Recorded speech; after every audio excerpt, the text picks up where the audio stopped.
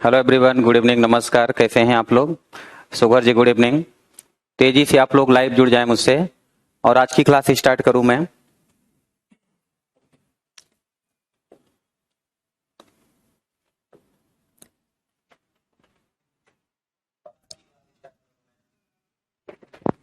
आप लोग तेजी से जुड़ जाएं मुझसे। साहिल जी खुश रहें। सोनू जी, सुरेन जी, गुड इवनिंग। तेजी से आप लोग जुड़ें। मैं आप लोगों को समझा रहा था। अमिताभ जी खुश रहें। पारुल जी गुड इवनिंग। आकाश जी लिख रहे हैं ब्लैंक दिख रहा है। आप सारे लोगों तक मेरी आवाज क्लियर पहुंच रही है? मोनिका जी गुड इवनिंग। हरी जी गुड इवनिंग। हरी जी खुश रहें। आप लोगों तक मेरी आवाज क्लियर पहुंच रही हो तो एक बार यस लिख दें। आप लोग मुझे देख पा रहे हैं? ठीक है। तो मैं आप लोगों को समझा रहा था। Kavita ji good evening. शिल्पी जी गुड इवनिंग। तो आप सभी लोगों को गुड इवनिंग। आप लोग जुड़ते जाइए। मैं आज बिना समय गवाए सीधा क्लास स्टार्ट करता हूं। आप लोगों को मैंने कल कहा था कि जो मैं समझा रहा हूं क्लास खत्म होने के बाद उसे लिख लेना। तो जितने लोगों ने मेडिवल हिस्ट्री जो कल मैंने समझाया था वो पीडीएफ से अपने नोट्स में लिख लिया हो वो यस लिखें। सफीक जी गुड इवनिंग। अच्छा, बहुत बढ़िया। तो जितने लोगों ने कल जो कुछ मैंने समझाया था वो अपने नोट्स में उतार लिया हो तो एक बार यस लिखें। ठीक है। रिंपा जी वेरी गुड। मनोज जी बहुत अच्छे। शिल्पी जी बहुत बढ़िया। रोमा जी क्या बात है, आप सारे लोगों ने लिख लिया, बहुत अच्छी बात है। आप लोगों ने कॉन्फिडेंस बढ़ा दिया मेरा। आप सारे लोगों को लिखना है। अच्छा, दूसरी बात बताएं, क्या क्लास में कोई ऐसा बहादुर जिसने जो 4-5 क्लास मैंने नहीं लिखाया था मॉडर्न हिस्ट्री में, आपसे कहा था वो पीडीएफ से देखना, तो कोई ऐसा है इस बैच में जिसने वो 4-5 क्लास भी लिख डाला हो? कोई भी ऐसा बहादुर व्यक्ति? कोई भी जिसने मॉडर्न हिस्ट्री पूरा का पूरा पीडीएफ से अपने नोट्स में उतार लिया हो? जो कुछ लिखा था वो ठीक था, जो नहीं लिखा था? कोई भी ऐसा? अच्छा, बहुत बढ़िया रोमा जी, वेरी गुड। तो मुझे तो लगा कि किसी किसी ने लिखा होगा, बट यहां तो सारे लोग लिख कर बैठे हैं। बहुत बढ़िया। विजय जी आपका कमेंट शो हो रहा है। अधिबा जी लिख रहे हैं पहले ही लिख लिया था। बहुत अच्छे, बहुत अच्छे। तो जिन्होंने नहीं लिखा हो वो मॉडर्न हिस्ट्री का भी जो पीडीएफ से मैंने कहा था कि देख करके उतार लीजिए। जहां तक मैंने लिखाया था ठीक है, जहां नहीं लिखाया था वो सारा का सारा नोट्स में आप अपने उतारे। और मेडिवल हिस्ट्री जो मैंने समझाया था उसको आपने नोट कर लिया। और आज जो कुछ समझाऊंगा उसको भी लास्ट में क्लास खत्म होने के बाद आप लोग उसे अपने नोट्स में उतार लेंगे। अच्छा, आप तो कोई समस्या नहीं आ रही? क्या अब भी आप में से किसी को लगता है कि मैं क्लास खत्म होने के बाद सारा का सारा जो कुछ समझाता हूं वो लिखवा दूं? क्या आप में से कोई ऐसा है जो ये कहे कि सर क्लास खत्म होने के बाद जो कुछ समझाते हैं वो पूरा लिखवाइए आप? ठीक है रोमा जी, बढ़िया। तो यही मैं चाहता था कि आप लोग को मैं जो देता हूं, शालिनी जी जय श्री कृष्णा, हाँ वो आप लोग क्लास खत्म होने के बाद लिख लिया करें। ठीक है। आज मैं बिल्कुल भी समय नहीं गंवाना चाहता। आप लोग को कोई समस्या होगी तो मुझे बताते रहिएगा। और अब मैं सीधा समझाना स्टार्ट करता हूं। कल की क्लास में मैंने कहा था कि भारत में जब मुस्लिम शासकों ने आक्रमण शुरू किया तो स्टार्टिंग में अफगानिस्तान के क्षेत्र से निकले। अच्छा, इससे पहले अरब से आए थे लोग। अरब से आए थे लोग। और जो लोग अरब से आए, भारत पर सबसे पहले आक्रमणकारी जो आए हैं मुस्लिम आक्रमणकारी, वो अरबी थे।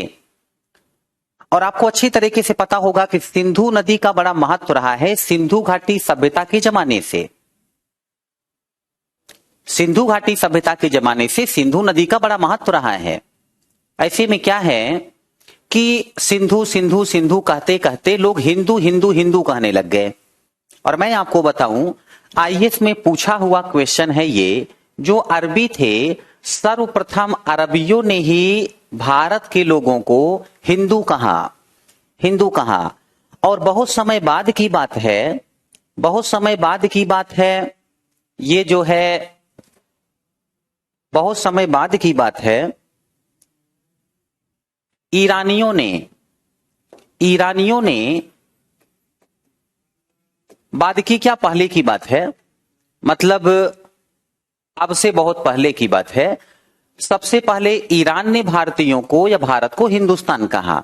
तो आइए इसमें पूछा हुआ क्वेश्चन है कि किसने सर्वप्रथम भारतीयों को हिंदू कहा? तो अरबियों ने कहा था, ईरान के लोगों ने हिंदुस्तान कहा। मैं आप लोगों से कह रहा था कि सर्वप्रथम जो भारत पर आक्रमण करने वाले लोग थे, जिन्होंने सर्वप्रथम भारत पर आक्रमण किया, वो लोग जो है अरबी हुआ करते थे। और अरबियों के आक्रमण के बाद भारत पर तुर्कों का आक्रमण हुआ, और तुर्कों के आक्रमण के बाद आपने देखा कि धीरे धीरे करके भारत गुलाम होता चला गया। महमूद गजनवी तुर्क था और उसने भारत का बड़ा क्षेत्र कब्जा कर लिया, लूट लिया। और मोहम्मद गोरी, उसने भारत का बड़ा क्षेत्र कब्जा कर लिया। एक क्वेश्चन एक बार पूछा गया था आप लोगों से, और वह प्रश्न ये है, एक प्रश्न आप लोगों से पूछा गया था, और वो प्रश्न ये है कि उत्तर भारत पर नियंत्रण करने वाला पहला मुस्लिम शासक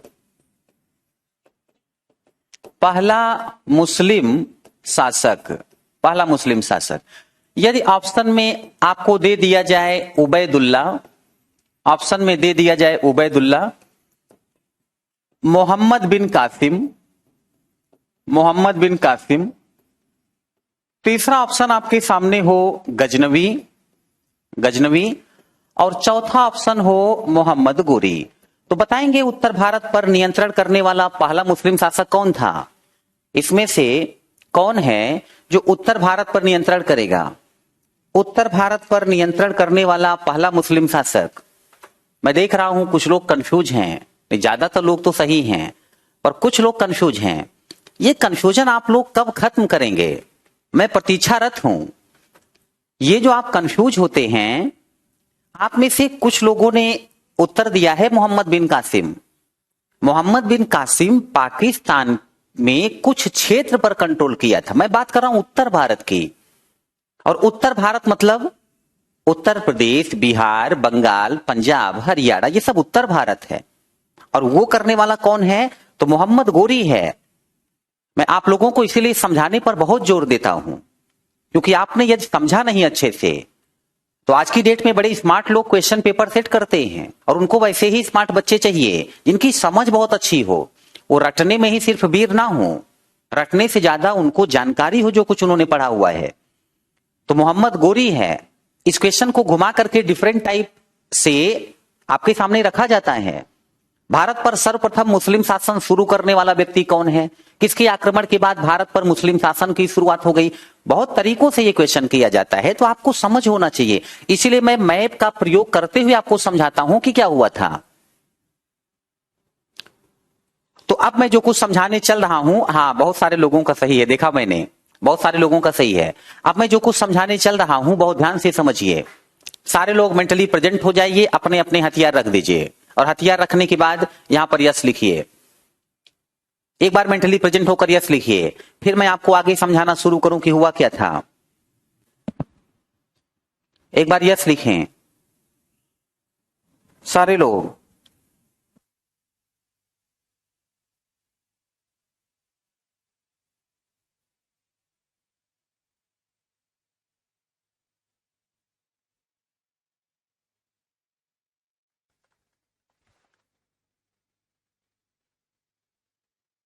सारे लोग यस लिखें, बहुत बढ़िया बहुत बढ़िया, मेंटली प्रेजेंट हैं आप लोग। चलिए मुझे अब समझिए जो कुछ मैं समझाने जा रहा हूं।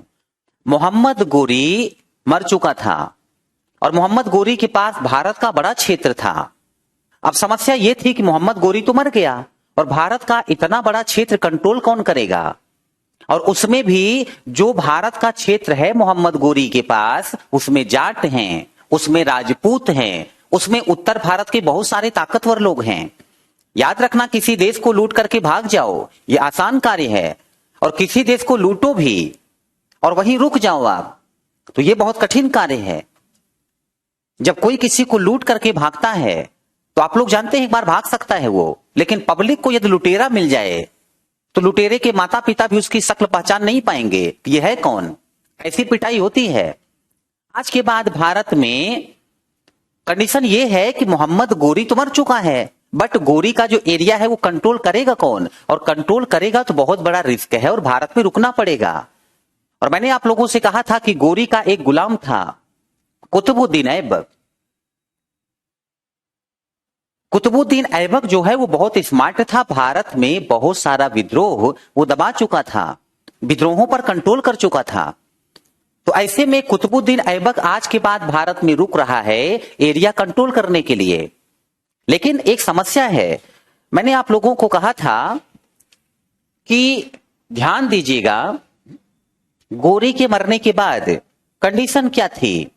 तो कंडीशन ये थी कि गोरी के मरने के बाद गोरी के 3 गुलाम हुआ करते थे, गोरी के 3 गुलाम हुआ करते थे, और वो गुलाम थे, एक था नासरुद्दीन कुवाचा, एक था नासरुद्दीन कुवाचा, एक था ताजुद्दीन एल्दीज। मैं थोड़ा सा शॉर्ट में लिख रहा हूं, कल लिखा था मैंने, एल्दीज, कुवाचा और ऐबक। ऐबक ये 3 हैं।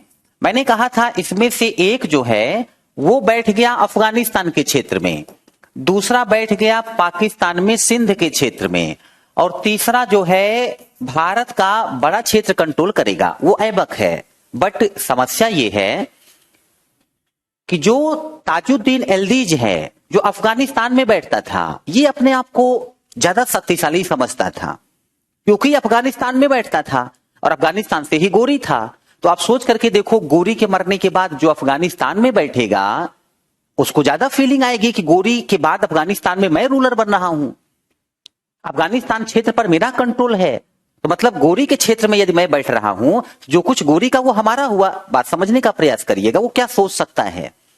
बात इतनी सी है कि ताजुद्दीन एल्दीज ने नासरुद्दीन कुवाचा और कुतुबुद्दीन ऐबक से कहा कि देखो, अपने अपने क्षेत्र में ऑफिसर बन के रहना, जैसे मोहम्मद गोरी के अधिकारी थे आप लोग, रूलर बनने का प्रयास मत करना, मेरे नियंत्रण में रहना होगा। कुतुबुद्दीन ऐबक डर गया इस बात को लेकर। आज के बाद ये भारत में शासन करने तो चल रहा है, नियंत्रण करने के लिए बैठेगा, लेकिन इसको ताजुद्दीन एल्दीज ने डरा दिया। इसलिए इस व्यक्ति ने कुछ कार्य किए और उस कार्य को आप लोग समझने का प्रयास करें। मैं यहीं से आप लोगों को सल्तनत काल पढ़ाने चल रहा हूं। 1206 से लेकर के 1526 ईस्वी तक का इसका टाइम है, और सबसे पहला जो शासन करने वाला है सल्तनत काल में वो कुतुबी वंश है। 1206 से लेकर के 1210 ईस्वी तक कुतुबी वंश शासन करेगा। एक बात और समझिए, आप लोग सोच रहे होंगे फिर गुलाम वंश कहां है, तो गुलाम वंश क्या था मैं आगे बताऊंगा, अभी दिमाग से गुलाम वंश निकाल दो। अभी समझो कुतुबुद्दीन ऐबक का वंश, और इस वंश का जो संस्थापक है वो कुतुबुद्दीन ऐबक था। इस वंश का जो संस्थापक है वो कुतुबुद्दीन ऐबक था, और कुतुबुद्दीन ऐबक नाम का व्यक्ति जो है अब भारत में जो गोरी का क्षेत्र था उस पर कंट्रोल करने के लिए यहां रुक रहा है। यह व्यक्ति ताजुद्दीन एल्दीज से डर गया। जिस व्यक्ति को दिल्ली के आसपास के क्षेत्र में बैठ करके भारत का क्षेत्र कंट्रोल करना था, आप तो जानते हैं अगर क्षेत्र बड़ा हो तो उस बड़े क्षेत्र की जो कैपिटल होती है, राजधानी, वो सेंटर में होती है, जिससे आसपास के क्षेत्रों पर कंट्रोल बना के रखा जा सके। लेकिन कुतुबुद्दीन ऐबक की जो राजधानी है, जो कैपिटल है, यह राजधानी इसने बनाई लाहौर, यानी पाकिस्तान के क्षेत्र में। दिल्ली, आगरा, यहां सब नहीं, लाहौर में इसने राजधानी बनाई। ये ताजुद्दीन एल्दीज को दिखा रहा है कि ठीक है, मैं बस यहां कंट्रोल करूंगा, यहां शासन करने नहीं जा रहा, लाहौर में बैठ रहा है, और वहां से बैठ करके यह व्यक्ति भारत में जो गोरी ने क्षेत्र जीता था वहां कंट्रोल करेगा, वहां पर लूटपाट करेगा। मैं आपको बताऊं, यह जो है कुतुबुद्दीन ऐबक नाम का व्यक्ति भारतीयों से लूटकर अपने लोगों को लाखों का दान किया करता था। इसलिए जो इसकी उपाधि है वो है लाख बख्श। इसे लाख बक्स कहा जाता था, लाख बक्स। देखो आज मैं आप लोगों के जो डाउट है वो लास्ट में लूंगा, आपको पूरा मौका दूंगा, जो भी जैसा भी क्वेश्चन आप करेंगे मैं सबका रिप्लाई दूंगा। आपको संतुष्ट करना मेरी जिम्मेदारी है, आपके माइंड में कोई कंफ्यूजन नहीं रहनी चाहिए, ये मेरी जिम्मेदारी है। लेकिन आज क्लास में मैं आपके डाउट नहीं ले सकता। उसका कारण यह है कि देखो ये मेडिवल हिस्ट्री है, यहां पर दिमाग कम चले हैं, तलवारें ज्यादा चली हैं। मॉडर्न हिस्ट्री में तो दिमाग ज्यादा चला था और आप खुद माइंडेड लोग हैं तो कोई भी दिमाग लगाए आप समझ जाते हैं। पर यह जमाना तलवार का है, यहां दिमाग कम लगा है। अगर आप यहां पर अलर्ट नहीं रहे तो यहां समझना कम और जानना बहुत कुछ है, फैक्ट बहुत कुछ ध्यान देना है। ऐसे में आप समझ सकते हैं कि आपको यहां सुनना होगा। यदि मैं बीच बीच में डाइवर्ट हुआ, आपको मैटर से कहीं और ले गया, तो आप समझ नहीं पाएंगे एग्जैक्टली हुआ क्या। और मेरी बात समझिए, ये सब जो समझा रहा हूं एक एक पॉइंट आपके लिए महत्वपूर्ण है। मैंने कहा था ना, जितना मैं लिखवा दूंगा कम से कम 400-450 पेज का घटना चक्र होगा, जो सारे स्टेट पीसीएस और आईएएस का प्रीवियस ईयर का क्वेश्चन पेपर आता है, सॉल्व पेपर। लेकिन मेरे पढ़ाने के बाद 95% से ज्यादा, बल्कि 100% कई बार आप जो है देखेंगे कि सीधा सीधा आपको नोट से मिल जाएगा। जो कुछ समझाओ लिखवा रहा हूं मैं, आप किसी एग्जाम में बैठेंगे 90% से ज्यादा डायरेक्ट आप नोट्स और मेरे लेक्चर से सॉल्व करेंगे। तो इसलिए मैं सारे के सारे जो आपके डाउट हैं वो जो है अब लास्ट में लूंगा। तो आप लोग बिल्कुल परेशान मत होना, ये मत सोचना कि मैं आपके कमेंट इग्नोर कर रहा हूं। मैं बिल्कुल इग्नोर नहीं करूंगा, बस लास्ट में आपको मौका दूंगा कि आपके जो भी डाउट है मैं उसे सॉल्व कर दूंगा। तो कहने का आशय यह है कि यहां पर क्या हुआ कि इसको लाख बक्स की उपाधि दी गई, और लाख बक्स की उपाधि दी गई। इसके अलावा यह व्यक्ति सुरीली आवाज में कुरान गाया करता था, तो इसको कुरान ख्वां कहा जाता था। इतना ही नहीं, कुतुबुद्दीन ऐबक का अर्थ होता है चंद्रमा का स्वामी, लॉर्ड ऑफ मून। तो यह व्यक्ति जो है चंद्रमा का स्वामी कहलाता है, यह व्यक्ति चंद्रमा का स्वामी कहलाता है, स्वामी। इसके अलावा यह व्यक्ति न्यायपूर्ण शासक कहलाता है या न्यायपूर्ण राजा। इस तरीके से बहुत सारे टाइटल इसको मिले हुए हैं, बहुत सारी उपाधियां हैं। पर समस्या यह है कि यह व्यक्ति अच्छा तो होगा बट अपनों के लिए, ये भारतीयों के लिए कहां से अच्छा हो गया। हिंदुस्तानियों को तो लूट रहा है, लोगों को मार रहा है। यहां तक इसने हिंदुस्तान में कई सारे मंदिर तुड़वाए, उसकी जगह पर मस्जिद बनवाई इसने, या अन्य कार्य करवा दिए। आप तो जानते हैं, अभी मान के चलिए 500 किलोमीटर तक का सफर आपको बस से तय करना है। रास्ते में बस रुकेगी कहीं ना कहीं खाने पीने के लिए, और आप देखते होंगे कई बार जब बस रुकती है तो कुछ लोग अपनी सीट पर रुमाल रख के उतरते हैं, जिससे वापस आकर वो ये कह सकें कि देखो भाई हमारी सीट है ये। अलग बात है कि इंडिया में कुछ ऐसे स्मार्ट लोग हैं, वो कहते हैं कि भाई सीट रख दी, मतलब सीट पर रुमाल रख दी तो सीट आपकी हो गई, मतलब बस पर आप रुमाल रख दो तो बस आपकी हो गई। क्या मजाक है, रुमाल हटाओ यहां मैं बैठूंगा। तो कुछ ऐसे भी महापुरुष होते हैं जिनकी वजह से देश में अशांति का माहौल कब कहां कायम हो जाए पता ही नहीं चलता।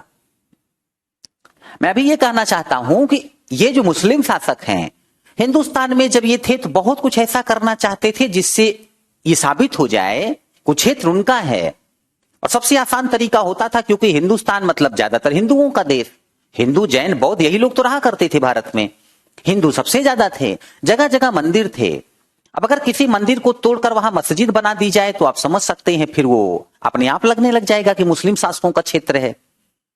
और क्योंकि उस समय पर मटेरियल ऐसे तो था नहीं कि किसी मार्केट में बिल्डिंग मटेरियल वाले की शॉप होगी, उधर ईंट का भट्ठा भी होगा, मजदूर भी होंगे, सारा मटेरियल ऑर्डर करो फोन से और तुरंत आपने जो है जो चाहा बनवा दिया, ऐसा तो होगा नहीं। तो कई बार ये लोग मंदिर तोड़ करके उसी मटेरियल से मस्जिद बनवा देते थे।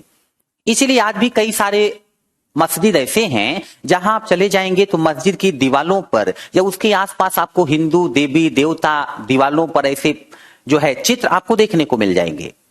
दिल्ली में भी बहुत कुछ ऐसा है, कई बार आप लोगों ने पेपर में या कहीं अन्य जगह पर देखा या सुना होगा। तो मैं ये कहना चाहता हूं कि ये लोग ऐसे कार्य किया करते थे। जैसे कुतुबुद्दीन ऐबक का तरीका देखो, बैठता लाहौर में है बट कंट्रोल उसको कहां तक करना है, तो बिहार तक कंट्रोल करना है। बंगाल बिहार तक का एरिया मोहम्मद गोरी ने जीत रखा था, तो इसको कंट्रोल करना है। और आज की बात आप इसके कार्य देखो, मैं पहले भी चर्चा कर चुका हूं, कुतुबुद्दीन ऐबक ने 2.5 दिन का झोपड़ा मस्जिद बनवाई थी। 2.5 दिन का झोपड़ा मस्जिद, 2.5 दिन का झोपड़ा मस्जिद, यह मस्जिद अजमेर में है, यह मस्जिद अजमेर में है। और इस पर एक नाटक लिखा हुआ मिलता है, हरकेली नाटक। और हरकेली नाटक जो है ये लिखा था बिसल देव अथवा विग्रहराज चतुर्थ ने, विग्रहराज चतुर्थ ने लिखा। तो इस तरीके से 2.5 दिन का झोपड़ा मस्जिद बनवाई। अब आप सोच करके देखिए, यदि इसने अजमेर में 2.5 दिन का झोपड़ा मस्जिद बनवाई तो अपने आप लगने लग जाएगा कि ये मुस्लिम शासकों का जीता हुआ क्षेत्र है। यहां तक कि मैंने आपको कल की क्लास में कहा था कि मस्जिद से पहले यहां पर संस्कृत कॉलेज हुआ करता था, उससे पहले ये जैनों का विश्वविद्यालय था। दरअसल यहां पर 2.5 दिन का मेला लगता था, इसलिए इसको 2.5 दिन का झोपड़ा मस्जिद कहते हैं। कई लोग कहते हैं कि ये 2.5 दिन में बना था, बट ये सही नहीं है। 2.5 दिन का मेला लगता था यहां पर, तो उस जगह पर ये मेला मशहूर था, तो उसी नाम से इस मस्जिद का नाम पड़ गया 2.5 दिन का झोपड़ा मस्जिद। आपसे पूछा जाता है किसने बनवाया। इसके बाद इसने क्या किया, दिल्ली में एक और मस्जिद बनवाई जिसे कहा जाता है कुव्वत उल इस्लाम मस्जिद। ये कुव्वत उल इस्लाम मस्जिद है, ये इसने दिल्ली में बनाई। ध्यान देना, जितने पॉइंट मैं बोल रहा हूं सारे क्वेश्चन स्टेट पीसीएस से लेके आईएएस तक में पूछे जाते हैं। ध्यान से मेरी बात सुनना, जो लिख रहा हूं उसको देखते जाओ, सबको दिमाग में सेट होता जाएगा। और कॉन्सेप्ट क्या है इसके पीछे मैं भी समझा दूंगा। ये दिमाग लगा करके कार्य कर रही, इमोशनल होकर के नहीं। यहां तक कि इसने दिल्ली में ही बनवाई है कुतुब मीनार। कुतुब मीनार, इसके गुरु हुआ करते थे, उनका नाम था, सूफी संत थे वो, कुतुबुद्दीन बख्तियार काकी। कुतुबुद्दीन बख्तियार काकी नाम के इसके संत हुआ करते थे। दरअसल जैसे हिंदुओं में संत होते हैं, ऐसे मुस्लिमों में सूफी संत होते थे, वो सूफी संत कहलाते थे। जैसे आपने सुना होगा ये ख्वाजा मोइनुद्दीन चिश्ती, जिनकी दरगाह है अजमेर की तरफ। अब ये सूफी संत हुआ करते थे। मैं आप लोगों को सूफियों के बारे में डिटेल से बताऊंगा। अभी ये कह रहा था कि कुतुबुद्दीन बख्तियार काकी एक सूफी संत थे, वो कुतुबुद्दीन ऐबक के गुरु थे। और कुतुबुद्दीन ऐबक जो है उसने अपने गुरु बख्तियार काकी की याद में कुतुब मीनार बनवाई है। जैसे मुमताज महल की याद में शाहजहां ने ताजमहल बनवा दिया। तो अब जरूरी तो नहीं कि पत्नी की याद में ही ये सारा कार्य हो, गुरु की याद में भी हो सकता है। कुतुबुद्दीन ऐबक ने अपने गुरु की याद में बनवाया इसे। पर इसके साथ एक छोटी सी स्टोरी जुड़ी हुई है जो आपसे पूछा जाता है। दरअसल ये जो पहला मंजिला है कुतुब मीनार का, इसको ऐबक ने बनवाया था, बट ये कुतुब मीनार कंप्लीट नहीं करा पाया। थोड़े समय बाद क्या हुआ कि इसका दूसरा मंजिला, तीसरा मंजिला और चौथा मंजिला इसको बनवाया था इल्तुतमिश ने। ऐबक का ही एक गुलाम था। एक बार ऐबक गुजरात पर आक्रमण करने गया था और वहीं से उसने काठियावाड़ा से इल्तुतमिश को खरीदा था गुलाम के रूप में। तो इल्तुतमिश ने दूसरा, तीसरा, चौथा मंजिला बनवाकर कुतुब मीनार कंप्लीट करा दिया। अच्छा, बहुत समय बाद क्या हुआ कि दिल्ली में तूफान आया, बड़ा भयंकर तूफान था। और दिल्ली में तूफान वैसे बहुत आता भी है, दरअसल रेगिस्तान टाइप का तो क्षेत्र है ये। यहां पर जब तूफान आता है तो इतनी धूल उड़ती है। मैं गांव से आया हुआ था जब स्टार्टिंग में, तो हम लोग तो गांव में क्या है कि तूफान से लड़ने वाले लोग होते हैं। जब तूफान आता है तो हम लोग भी उस तूफान में जाकर के फिर मनोरंजन करते हैं। मैं आया हुआ था यहां पर, एक बार जो है लौट रहा था, एक जगह कुछ कार से गया था, वहां से लौट रहा था, अचानक से तूफान आया। तो मुझे लगा तूफान का आनंद लेते हैं जैसे गांव में लेते थे। मैंने बाइक रोक दी रास्ते में एक जगह पर। ऐसा तूफान था कि थोड़ी देर बाद इतनी धूल कि पूरे कपड़े खराब हो गए मेरे। मुझे कहीं और जाना था तो मुझे लगा अब घर पे चल करके पहले कपड़े चेंज करूं तब वहां चलूं। घर पे पहुंचा, जैसे गेट ओपन करवाया, मिसेज सामने खड़ी हुई दिखी और उनका पहला ही क्वेश्चन था, भाई साहब आप कौन हैं? मुझे अपना परिचय बताना पड़ा अपनी ही पत्नी से। ऐसी दुर्घटना हुई थी मुझे दिल्ली के तूफान का सामना करने के बाद। ऐसी कंडीशन हुई थी, रेगिस्तान है पूरा का पूरा। ये जब भी आएगी यहां धूल की आंधी आएगी, बड़ी भयंकर आती है। तो तूफान आया और चौथा मंजिला टूट गया। अब क्या हुआ कि चौथे मंजिले का मेंटेनेंस कराकर साथ में पांचवा मंजिला ये एक व्यक्ति ने बनवाया था जिसका नाम है फिरोज शाह तुगलक। मैं आगे चर्चा करूंगा, आगे इस बात की चर्चा करूंगा। तो कहने का आशय यह है कि ये तो कुतुब मीनार के साथ छोटी सी स्टोरी जुड़ी हुई है। रही बात कुतुबुद्दीन ऐबक की, कुतुबुद्दीन ऐबक ने 4 साल तक भारत पर कंट्रोल करके रखा। अपने आप में बहुत बड़ी बात थी ये। मोहम्मद गोरी के मरने के बाद 4 साल तक इसने एरिया कंट्रोल करके रखा, ये बड़ी बात है। पर इसको एक बात नहीं पता थी, भारत में जब कोई किसी का कुछ नहीं बिगाड़ पाता था तो उसे बद्दुआ देता था। और मैं बता चुका हूं बद्दुआओं में बड़ा असर होता था। आपको क्या लगता है इसको बद्दुआ नहीं मिल रही होगी? हिंदुस्तान के लोग थोक के भाव बद्दुआ दे रहे होंगे, और उन बद्दुआओं का असर मैं आपको दिखाता हूं जो भारतीयों को लगता था। बचपन से घोड़े पर बैठकर लड़ने वाला यह योद्धा बहुत बार घोड़ों से गिरा होगा पर कभी मरा नहीं। इस बार क्या हुआ, 1210 ईस्वी की बात है, 1210 की। ये जो है लाहौर में ही चौगान अथवा पोलो नाम का खेल खेल रहा था। अचानक से घोड़े से गिरा और मर गया। हिंदुस्तानी मन ही मन मुस्कुरा रहे होंगे कि हमें पता था कि देर हो सकती है, अंधेर नहीं होगी। हिंदुस्तान के लोग ऐसी घटना को देख करके आज भी देखिए, अभी कोई व्यक्ति किसी की इंसल्ट कर दे या हर्ट कर दे किसी को, 4 दिन बाद पता चले कि जिसने हर्ट किया उसकी तबीयत बहुत तेज से खराब हो गई।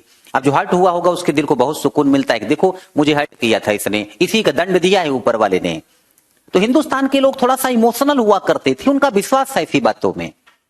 कुतुबुद्दीन ऐबक इतना बड़ा योद्धा जो आज तक क्या हुआ कि बहुत बार लड़ा है, बहुत बार घोड़े से गिरा, कुछ नहीं हुआ।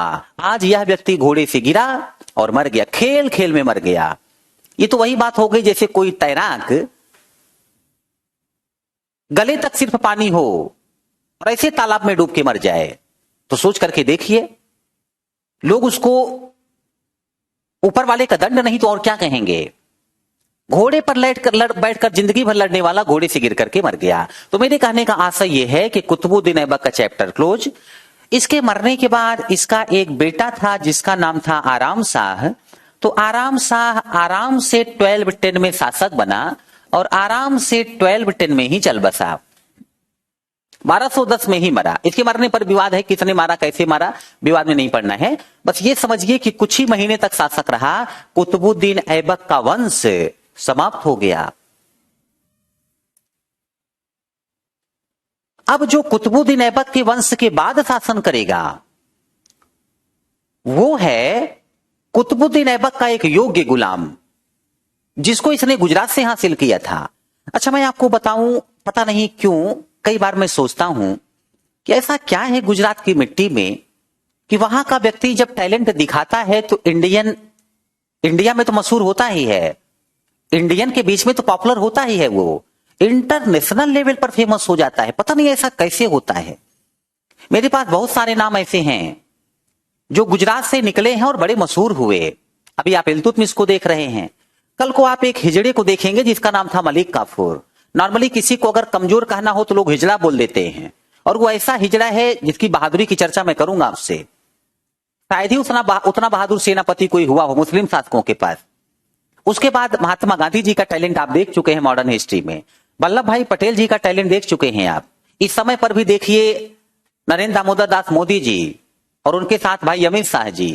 मतलब ये गुजरात के लोग जब भी कुछ करते हैं पूरी दुनिया में माहौल बना देते हैं। पता नहीं ऐसी क्या बात है उस मिट्टी में। इल्तुतमिश नाम का व्यक्ति जो गुजरात के काठियावाड़ा से मिला था कुतुबुद्दीन ऐबक को गुलाम के रूप में, अब मैं आपको उसका टैलेंट दिखाने जा रहा हूं। आप देखिए उसने क्या किया। आज तक जो मुस्लिम शासक थे वो तो अचानक से आ रहे हैं, अपना टैलेंट दिखा रहे हैं, फिर मर जा रहे। अभी तक भारत में कोई ढंग से सेट नहीं हो पाया है। और आप सोच करके देखें, वैसे तो पूरा क्या लगभग उत्तर भारत मुस्लिम शासकों के हाथ में है, पर ढंग से पूरा एरिया कोई सेटल नहीं कर पाया है। अभी तक यहां पर शांति व्यवस्था स्थापित नहीं है। न भारतीय शांत हैं, न जो विदेशी भारत को जीत चुके हैं वो शांत हैं, दोनों अशांत हैं। अभी मुस्लिम शासक अच्छी तरीके से कंट्रोल नहीं कर पाए हैं उत्तर भारत पर। मोहम्मद गोरी कंट्रोल कर रहा था, पर जीतता जीतता तो मर गया वो।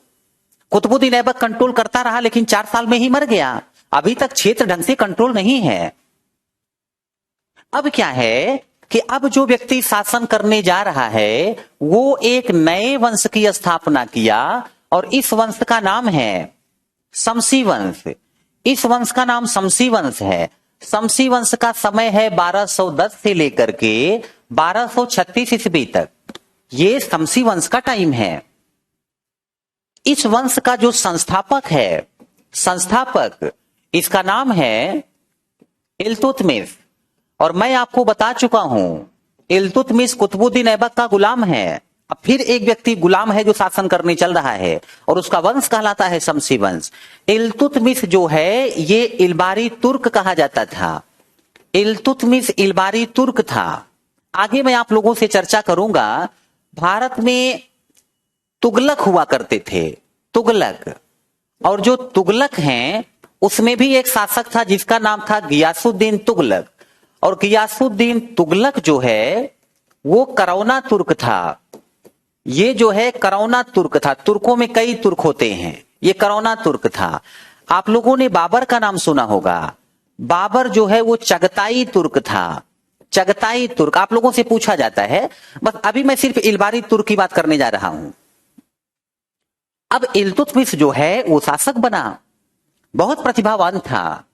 कई बार इसने जाटों से मोहम्मद गोरी को बचाया था। इसलिए गोरी से बहुत प्रभावित था और इसने कुतुबुद्दीन ऐबक से कहा भी था कि अपने गुलाम का ध्यान रखना, बहुत टैलेंटेड है, बहुत आगे जाएगा ये। और कुतुबुद्दीन ऐबक ने पूरा ध्यान रखा। कुतुबुद्दीन ऐबक ने पूरा ध्यान रखा। अपनी बेटी की शादी कर दी इल्तुतमिश के साथ। इससे ज्यादा ध्यान क्या रखता? खुद तो ध्यान रखा ही, अपनी बेटी को भी लगा दिया कि ध्यान रखो आप। अपनी बेटी से शादी कर दिया इसकी। और मैं आपको बताऊं इस व्यक्ति को गुलामी से स्वतंत्र भी किया जा चुका था। नॉर्मली ये गुलाम है नहीं, लेकिन अब गुलाम कहने की परंपरा क्या चल पड़ी, इसको गुलाम कहा गया।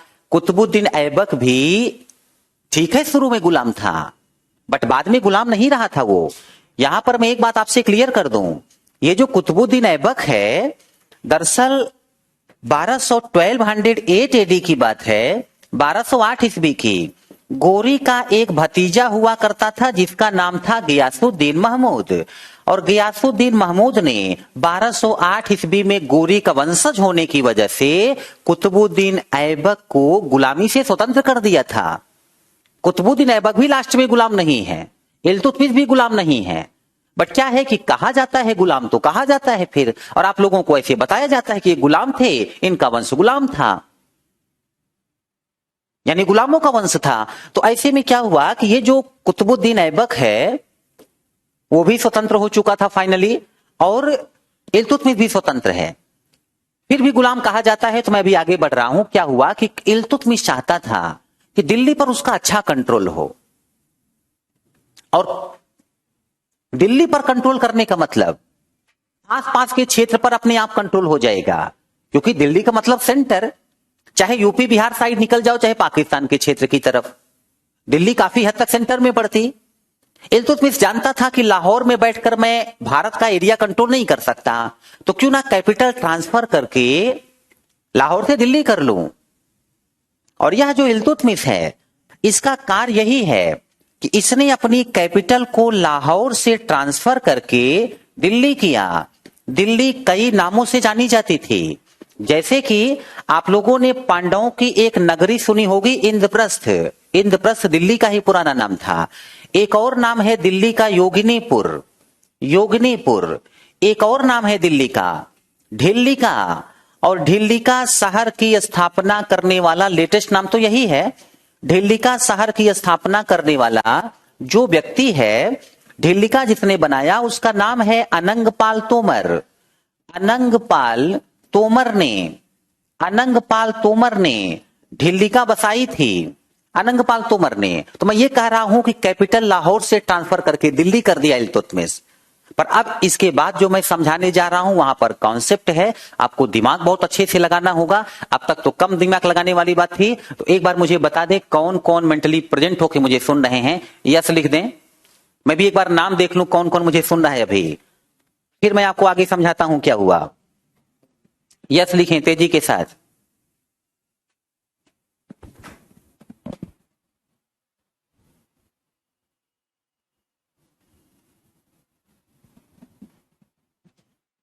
बहुत बढ़िया, बहुत सारे लोग मेंटली प्रेजेंट हैं, वेरी गुड। इसमें बहुत सारे नाम ऐसे हैं जिनको पहली क्लास से मैं देखता रहा हूं। बहुत अच्छा लगता है आप लोगों को मेंटली प्रेजेंट देखकर। ऐसा लगता है भले आप लोग मेंटली प्रेजेंट हैं ऐसा मुझे बताते हैं, पर आपके कमेंट देख करके मुझे लगता है जैसे आप लोग मेरे सामने प्रेजेंट हैं। और फिर मैं थोड़ा सा इमोशनल हो जाता हूं और इमोशनली पढ़ाता हूं इतिहास को मैं आपको, जिससे आप लोग अच्छे से समझ पाए। तो क्या है कि यहां पर हुआ ये कि इल्तुतमिश ने अपनी कैपिटल जो है वो लाहौर से दिल्ली ट्रांसफर कर ली। अब दिल्ली ट्रांसफर करने से इल्तुतमिश का खतरा बहुत बढ़ गया। चलिए मैं आपको बता दूं कि दिल्ली में इल्तुतमिश को खतरा क्या है। तो कई प्रकार का खतरा है इल्तुतमिश को। मैं एक बार आपको फिर याद दिलाता हूं। गोरी के 3 गुलाम हुआ करते थे। एक का नाम है एल्दिज जो अफगानिस्तान में था, दूसरा हुआ करता था कुवाचा जो पाकिस्तान के सिंध क्षेत्र में था, और तीसरा ऐबक। तो ऐबक तो मर गया और ऐबक के क्षेत्र पर अब जो शासक है वो इल्तुतमिश है। आपको पता है एल्दिज जो है वो कुतुबुद्दीन ऐबक को डराया करता था कि ऑफिसर बन के रहना, शासक बनने का प्रयास मत करना। तो क्या जो है इल्तुतमिश जब शासक बनने का प्रयास करेगा तो एल्दिज शांत रहेगा क्या? अब मेरी बात बहुत ध्यान से सुनना तभी दिमाग में सेट होगा। ऐसे में क्या है कि हुआ ये यहां पर अच्छा 1 मिनट नहीं ठीक है। ये 1210 से बेटा 1265 ईस्वी है, मैं जल्दबाजी में लिख गया। दरअसल ये जो समय आप देख रहे हैं ना, ये इल्तुतमिश का टाइम है। शमसी वंश का समय है 1210 से लेकर के 1265 ईस्वी, यही है 1210 से 1265 ईस्वी। तो कहने का आशय ये है कि यहां पर हुआ ये कि एक तो एल्दिज का डर होगा इल्तुतमिश को, दूसरी बात ये है दिल्ली के आसपास जाट रहते हैं, राजपूत रहते हैं, कोई आसानी से किसी विदेशी का कंट्रोल क्यों बर्दाश्त करेगा? तो दिल्ली में बैठने का मतलब है कि खतरा बढ़ गया।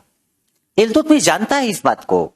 आज के बाद इल्तुतमिश ने पूरे क्षेत्र पर कंट्रोल करने के लिए क्या दिमाग लगाया, इस बात को समझो आप।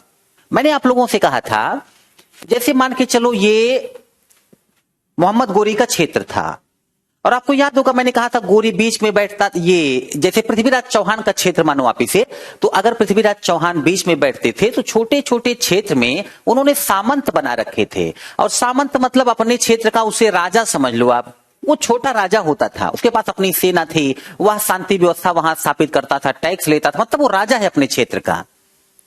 पृथ्वीराज चौहान को सामंतों और उनके क्षेत्र से कोई खास मतलब नहीं था, इसलिए जनता पृथ्वीराज चौहान से परिचित कम थी, अपने सामंत को ही सब कुछ समझती थी। और यही वजह है कि जब पृथ्वीराज चौहान मारे गए तो जनता में कोई विद्रोह आपको देखने को नहीं मिलेगा। नॉर्मली अगर राजा मारा जाए तो जनता नाराज होकर विद्रोह कर देती थी। जिस देश में राजा के साथ जनता हो उस देश पर कंट्रोल करना बहुत कठिन कार्य होता था। वो कठिनाई तो मुस्लिम शासकों को मिले ही नहीं। और अब देखो जो इल्तुतमिश करने जा रहा है, गजब का दिमाग लगाया। इल्तुतमिश तो दिल्ली में बैठ गया और पूरा जो क्षेत्र था भारत में इसके पास, उस क्षेत्र को उसने 40 भागों में बांट दिया। और 40 भागों में बांटकर उसने 40 लोगों को दे दिया जो इसके खास लोग थे, विश्वसनीय लोग थे। उन 40 लोगों को कहा जाता है दल चालीसा, अथवा इन्हें ही कहा जाता है तुर्कान ए चिहलगानी। इन्हें तुर्कानी चिहलगानी कहा जाता है। ऐसे में क्या है कि 40 लोगों को इसने अपने अपने क्षेत्र का जिम्मेदारी सौंप दिया और उनसे कहा कि आप छोटी सी सेना रखो, अपने क्षेत्र में कर वसूलना, अपने क्षेत्र में शासन व्यवस्था स्थापित करो, कर लेकर के सबको सैलरी दो, अपना भी खर्च निकालो, बाकी जो पैसा बचे उसको हमारे पास भेज दो। आपको नहीं लग रहा है कि जैसे सामंतवाद हुआ करता था, पृथ्वीराज चौहान ने सामंतों को क्षेत्र दिया था, इसने 40 लोगों को दे दिया। जनता पहले भी टैक्स देती थी, अब भी टैक्स देगी। पहले भारत के सामंत जनता को परेशान करते थे, अब विदेशी ये जो मुस्लिम सरदार हैं ये परेशान करेंगे। तो ऐसे में क्या है कि जनता की सेहत पर तो कोई खास असर पड़ा नहीं, थोड़ी बहुत परेशानी ऊपर नीचे हुई है बस। और अगर जनता कहीं पर परेशान भी है तो क्या कर सकती है?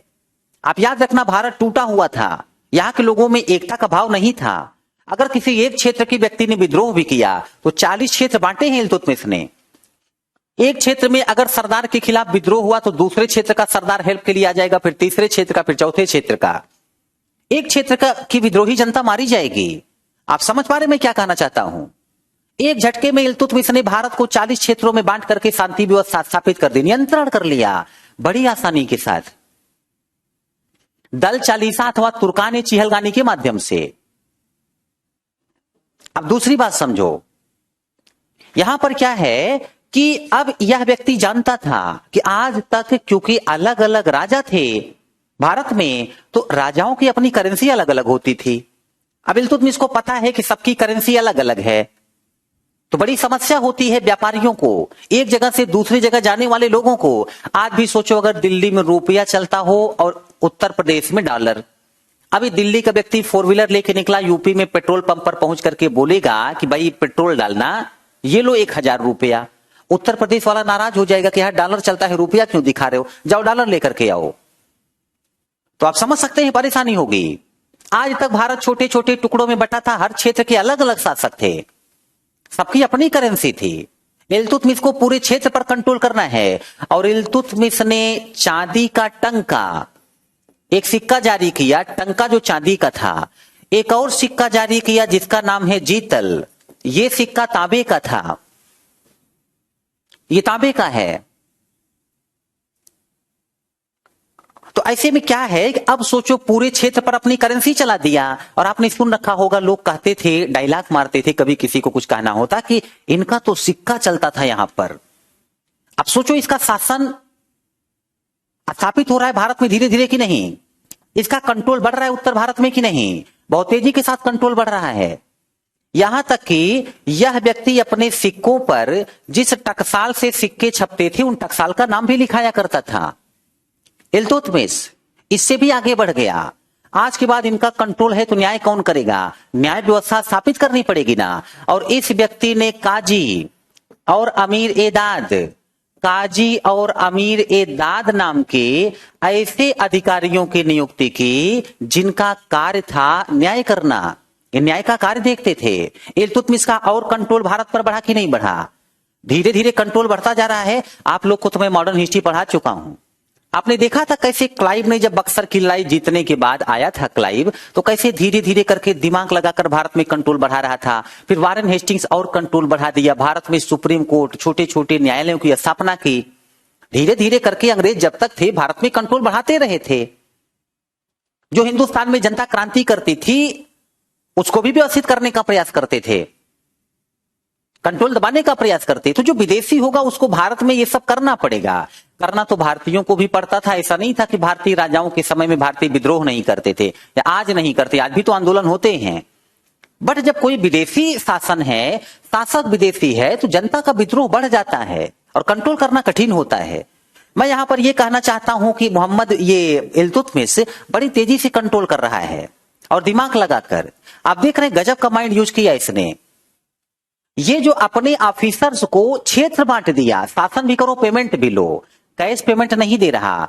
ये जो इसने एरिया बांटा है इसी को इकता कहा जाता है। इकता मतलब भूमिखंड होता था। तो इल्तुतमिश ने ही भारत में इकता व्यवस्था की शुरुआत की थी। दरअसल पहली बार इकता व्यवस्था जो है वो मोहम्मद गोरी ने शुरू किया था और कुतुबुद्दीन ऐबक को भारत में पहला इकता दिया था उसने। ये क्वेश्चन पूछा गया है। इकता व्यवस्था मतलब कुतुबुद्दीन ऐबक को दे दिया कि भारत की जमीन मैं आपको सौंप रहा हूं, यहां पर कंट्रोल करो आप। तो जो इकता है भारत की जमीन, जिसे जमीन को इकता कहा जाता, तो इकतेदार हो गया, इकता का मालिक कुतुबुद्दीन ऐबक। आज भारत के छोटे छोटे टुकड़ों को अपने ऑफिसर को कौन दे रहा है इकता के रूप में? इल्तुतमिश। तो भारत में जो इकता व्यवस्था की शुरुआत है वो आप इल्तुतमिश से मानेंगे। किसने शुरू किया? नॉर्मली गोरी पहला व्यक्ति है जो इकता व्यवस्था शुरू किया, पर गोरी को भारत का शासक नहीं माना जाता। भारत के शासकों में कौन है जो इकता व्यवस्था शुरू किया? तो वो इल्तुतमिश है। अब इसका और तेजी से कंट्रोल बढ़ गया। लेकिन जैसा कि मैंने कहा अभी इसकी समस्या समाप्त नहीं हुई है। अफगानिस्तान का जो व्यक्ति है ताजुद्दीन यिल्दीज, वो इल्तुतमिश से नाराज हो सकता है, बट इसी समय की बात है, एक खूंखार योद्धा था, उसका नाम था चंगेज खान, अथवा इसे ही कहा जाता था तिमोचिन। चंगेज खान अथवा इसी का नाम था तिमोचिन। ये एक मंगोल था। ये व्यक्ति एक मंगोल था। मंगोल बौद्ध होते थे। ये मंगोल जो है वो बौद्ध होते थे, और बौद्ध जो है अहिंसावादी होते हैं। बट यह व्यक्ति ऐसा था जो इतना खूंखार था कि जिधर से जाता लाशों के ढेर लगा देता। इसने मुस्लिम शासकों पर आक्रमण किया, और वहां इसको पता चला कि इस्लाम धर्म के हिसाब से साम्राज्य अगर प्रसार कर रहे हो, लोगों को मारते भी हो, तो समझो पूर्ण हो गया।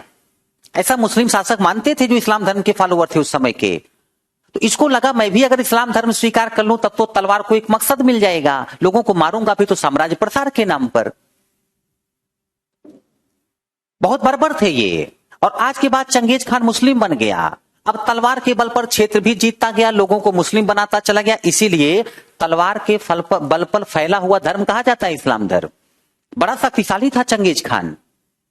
और इसी चंगेज खान ने आक्रमण किया, एल्दीज डर करके भागा अपने क्षेत्र से। बहुत ताकतवर था चंगेज खान। और जब ये एल्दीज कमजोर पड़ा, मैं आपको बताऊं, एल्दीज भारत की तरफ आ रहा था। और 1215 ईस्वी की बात है, जब ये पहुंचा हरियाणा में तराइन के मैदान में, तो तराइन की तीसरी लड़ाई हुई और इल्तुतमिश ने एल्दीज की हत्या कर दी। एल्दीज वाली प्रॉब्लम सॉल्व, वह प्रॉब्लम भी सॉल्व। कुछ दिन बाद इसने क्या किया, सिंध के शासक कुवाचा को घेर लिया मारने के लिए। इल्तुतमिश ने कुवाचा सिंध नदी में गया, वहां पर डूब करके मर गया, आत्महत्या कर लिया इसने। वो प्रॉब्लम भी सॉल्व। चंगेज खान कुछ लोगों का पीछा करता हुआ भारत में घुसा था इसी के टाइम पर। कई बार पूछा हुआ क्वेश्चन है, चंगेज खान ने भारत पर कब आक्रमण किया, कौन था शासक उस समय पर? इल्तुतमिश था। मैं ये कह रहा हूं कि चंगेज खान भारत में घुसा।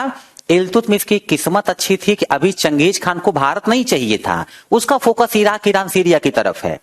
तो वो कुछ दुश्मनों का पीछा करता हुआ भारत में घुसा और चला गया। तो इल्तुतमिश को कोई खास प्रॉब्लम हुई नहीं। अब इल्तुतमिश अपना क्षेत्र संभाल चुका था। और याद रखना, मैंने कहा था पैगंबर मोहम्मद साहब के मरने के बाद जो धर्म के प्रमुख थे वो खलीफा कहलाते थे। वो बड़े शक्तिशाली होते थे, और खलीफा ही लोगों को सुल्तान की उपाधि देते थे। जैसे देखिए, अभी नरेंद्र मोदी जी ये कह दें कि भाई जो हिंदू धर्म का प्रसार करेगा, भारत का नाम रोशन करेगा, मैं उसको सांसद का टाइटल दूंगा। मतलब सांसद का चुनाव ना होता हो, नरेंद्र मोदी जी जिसको उपाधि दे दें सांसद की, वो सांसद हो जाए। और अभी कोई व्यक्ति जाकर पाकिस्तान के लाहौर पर कंट्रोल कर ले और फिर कहे कि मोदी जी हमको सांसद का टाइटल दे दो, सांसद का टाइटल दो। अगर मोदी जी उसको सांसद का टाइटल दे दें तो सोचो उसका रुतबा बढ़ा कि नहीं बढ़ा। अच्छा, उसका फायदा क्या है? अगर मोदी जी ने उसको सांसद का टाइटल दिया मतलब वो मोदी जी का आदमी हुआ, और मोदी जी मतलब भारत के बहुत ताकतवर व्यक्ति। तो लाहौर वाला जो व्यक्ति है भारत से गया है, वो अपने आप को सेफ समझेगा क्योंकि उसके साथ मोदी जी की ताकत होगी। बात को समझने का प्रयास करिए मैं क्या कह रहा हूं।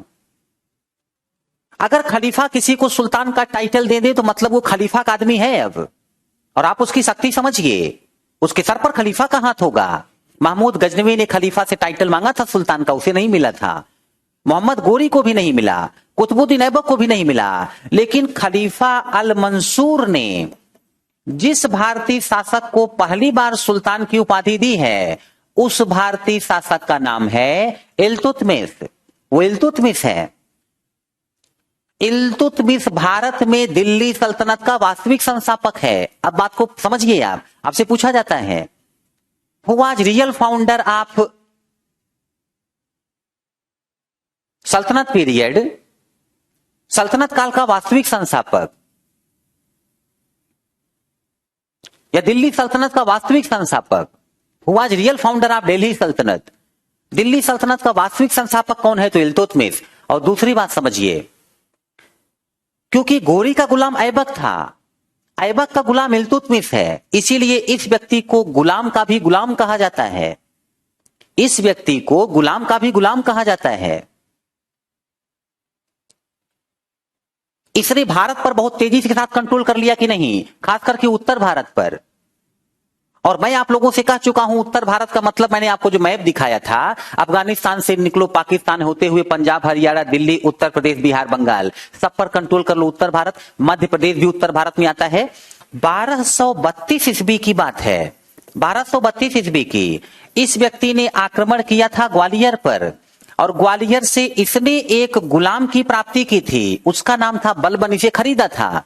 अगला जो शासक होगा, यानी कि इल्तुतमिश का वंश समाप्त होने के बाद वो बलबन होगा, मैं समझाऊंगा। ग्वालियर पर भी इसका कंट्रोल। आपको नहीं लग रहा कि पूरे उत्तर भारत पर मुस्लिम शासक तेजी से कंट्रोल करते चले जा रहे हैं, और कंट्रोल करेंगे तो मंदिर भी तोड़ेंगे। थोड़े समय बाद उज्जैन में एक मंदिर है बड़ा मशहूर, महाकाल का मंदिर, और महाकाल के मंदिर में तोड़फोड़ हुई थी इल्तुतमिश के समय में। आज के बाद उत्तर भारत पर तेजी से इल्तुतमिश और उसके लोगों का कंट्रोल है कि नहीं? इल्तुतमिश के कुछ कार्य और भी हैं, उसकी भी चर्चा कर देता हूं मैं।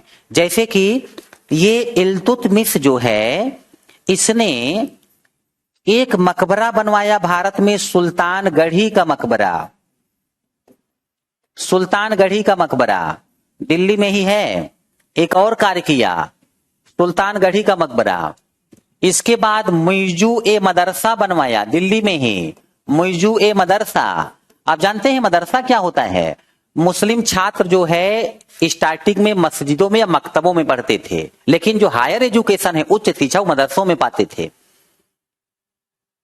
तो यहां पर क्या है कि जो मदरसा है, बल्कि मैं कहूंगा भारत में पहला मदरसा दिल्ली में, इल्तुतमिश ही दिल्ली में शासन कर रहा है।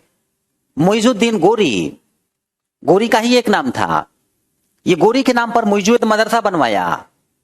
इसके अलावा इसने एक कार्य और किया था, कुतुब मीनार पूरा करवाया, वो तो मैं बता चुका हूं।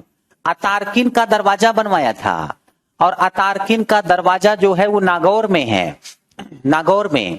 इसके अलावा इसने बदायूं की जामा मस्जिद बनवाई थी, बदायूं की जामा मस्जिद, बदायूं की जामा मस्जिद बनवाई। तो अब तक आप लोग समझ चुके होंगे कि इल्तुतमिश का कंट्रोल भारत पर तेजी के साथ बढ़ता चला गया।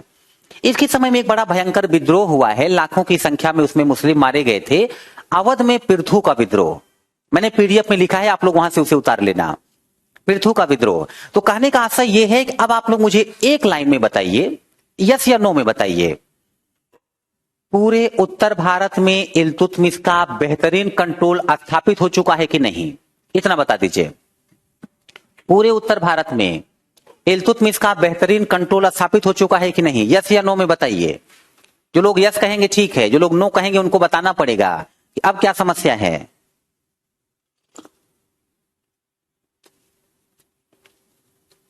बहुत बढ़िया, वेरी गुड। बहुत सारे बच्चे मुझे सुन रहे हैं, आपका कमेंट देख करके दिल खुश हो जाता है मेरा। ऐसा लगता है कि इस स्टूडियो में अकेला नहीं हूं मैं, वरना यदि मुझे ये लग जाए कि मैं अकेला यहां कैमरे के सामने बोल रहा हूं तो मैं स्वयं ही उबने लग जाऊंगा, आपको अच्छे से पढ़ा ही नहीं सकता फिर मैं। तो रोशन जी लिख रहे हैं नो। तो किस प्रकार का कंट्रोल नहीं है रोशन जी? आपको क्या लग रहा है कि इल्तुतमिश का कंट्रोल कहां पर नहीं है, या किस प्रकार की समस्या देख रहे हैं आप इल्तुतमिश के सामने? सुल्तानगढ़ी का मकबरा आराधना जी, मुइजू मदरसा दिल्ली में, मुइजू मदरसा दिल्ली में। आज मैं आप लोगों के सामने थोड़ा सा अलग दिख रहा हूंगा, मेरा मतलब यह है कमेंट पर बहुत कम ध्यान दे रहा हूं मैं, इसलिए ध्यान दे रहा हूं, कम ध्यान दे रहा हूं कि अब जो मैं समझाऊंगा वो थोड़ा सा कठिन है समझना। अगर आप लोग के कमेंट की तरफ मैं बीच बीच में गया तो बेटा समझ नहीं पाओगे मैं क्या कह रहा हूं, इसलिए कमेंट आपका लास्ट में लूंगा। तो अर्णव जी बिल्कुल कहा तो यही जाता है, मामला विवादित है। अब्दुल जी स्वागत है आपका, आज आपकी पहली क्लास है, ये तो मैंने देखा, पूरा कमेंट नहीं पढ़ पाया मैं। अच्छा दीपाक्षी जी बिल्कुल, मैं से ही पढ़ाऊंगा इसे। मैं अवध में एक विद्रोह हुआ था, पृथु का विद्रोह, 1,20,000 मुस्लिम मरे थे उसमें। तो ठीक है, तो कहने का आशय ये है, चंगेज खान के बारे में भी कुछ बता दो सर प्लीज, ज्यादा नहीं जानना है क्योंकि भारत में वो घुसा, कुछ लोगों का पीछा करता हुआ फिर वापस चला गया, इससे ज्यादा इसके बारे में पूछा नहीं जाएगा। तो कहने का आशय ये है कि चलिए ठीक है, हाँ मैं बीच बीच में इसलिए आपको सफाई दे रहा हूं क्योंकि देखो मैं आपका कमेंट इग्नोर नहीं करना चाहता। मुझे लगता है कि बच्चे ये ना सोचे देखो मैंने कमेंट किया सर ने देखा ही नहीं, अब पता लगा कि मैं पढ़ा रहा हूं वो मन में नाराज होकर के बैठे हैं, बताइए रिप्लाई ही नहीं कर रहे ये सर। तो मैं चाहता हूं कि पॉजिटिव रहो, जो मैं समझा रहा हूं समझो उससे। मैं आपका एक कमेंट इग्नोर नहीं करता, वो मेरी आदत ही नहीं है, लेकिन कमेंट आपका लास्ट में लूंगा, नहीं तो आपको समझाने मुझे समस्या हो जाएगी, क्योंकि अब कॉन्सेप्ट कम है और पॉइंट बहुत ज्यादा है। मेडिवल हिस्ट्री एंशिएंट हिस्ट्री में यही है, इसलिए मैं सबसे पहले मॉडर्न हिस्ट्री पढ़ाता हूं कि आपकी समझ बढ़ा पाऊं। जब आपकी समझ बढ़ जाती है तो मेडिवल हिस्ट्री पढ़ाना आपको मुझे आसान लगता है, और एंशिएंट हिस्ट्री जो है वो तो सबसे कठिन मानी जाती है। तो जब आपकी समझ और अच्छी बढ़ चुकी होती है तब मैं आपको एंशिएंट हिस्ट्री पढ़ाता हूं, जिससे आप लोग जो है आसानी से सब समझ पाए। सुधांशु जी, क्या था कि ये खीवा की तरफ एक ख्वारिज्म शाह नाम का शासक था और उसके साथ हुआ करता था जलालुद्दीन मंगबरनी। तो इन्हीं लोगों का पीछा करता हुआ चंगेज खान आया था भारत की तरफ। बिल्कुल डाउट लास्ट में लूंगा। और हाँ बिल्कुल पूजा जी सही कह रही हैं आप, तो धन्यवाद रोमा जी। तो क्या है यहां पर कि मैं आपको बता रहा था कि इल्तुतमिश का कंट्रोल बढ़ गया। कोई पॉइंट नहीं समझ में आता है, लास्ट में आपके कमेंट लूंगा, मुझे बताना जो आपको नहीं समझ में आता है। जब तक क्लियर नहीं करूंगा तब तक मैं आगे बढ़ूंगा ही नहीं, इस बात पे भरोसा रखो बस आप। मैं दिल से दिन भर यही करता रहता हूं प्रयास कि बच्चे अच्छे से समझे। पूरे दिन भर तो मुझे इतिहास समझाना पड़ता है लोगों को, और पूरे दिन भर इसी प्रयास में लगा रहता हूं कि एक भी बच्चा ऐसा ना हो जिसको हिस्ट्री में प्रॉब्लम हो, और ये कई सालों से कर रहा हूं मैं। तो कहने का आशय ये है यहां पर कि उमेन जी वो उधर सेंट्रल एशिया में अपने साम्राज्य का प्रसार कर रहा है, तो बहुत सारे शासकों को हरा रहा था। उसी में जलालुद्दीन मंगबरनी नाम का व्यक्ति भी है जिसका वो पीछा कर रहा था। तो लीना जी धन्यवाद। तो कहने का आशय ये है कि ऐसे में क्या हुआ, इल्तुतमिश ने तेजी से उत्तर भारत पर कंट्रोल कर लिया, बहुत सारे कार्य करवाए, और उसके बाद अब आप इल्तुतमिश की समस्या सुनो। मैंने बार बार कहा है कि भारत के लोगों को दिल से यह भरोसा होता था कि जो जैसा करता है वैसा भरता है। भारत के लोग किसी का कुछ नहीं कर पाते थे तो उसको बद्दुआ देते थे, और उनको पता था बद्दुआ का असर होगा। अब आपने देखा बद्दुआ का असर मोहम्मद बिन कासिम पर, महमूद गजनवी पर, मोहम्मद गोरी पर, कुतुबुद्दीन ऐबक पर, अब इल्तुतमिश पर भी देख लो। इल्तुतमिश के बहुत सारे बाल बच्चे थे, लेकिन सारे पप्पू टाइप के लोग थे,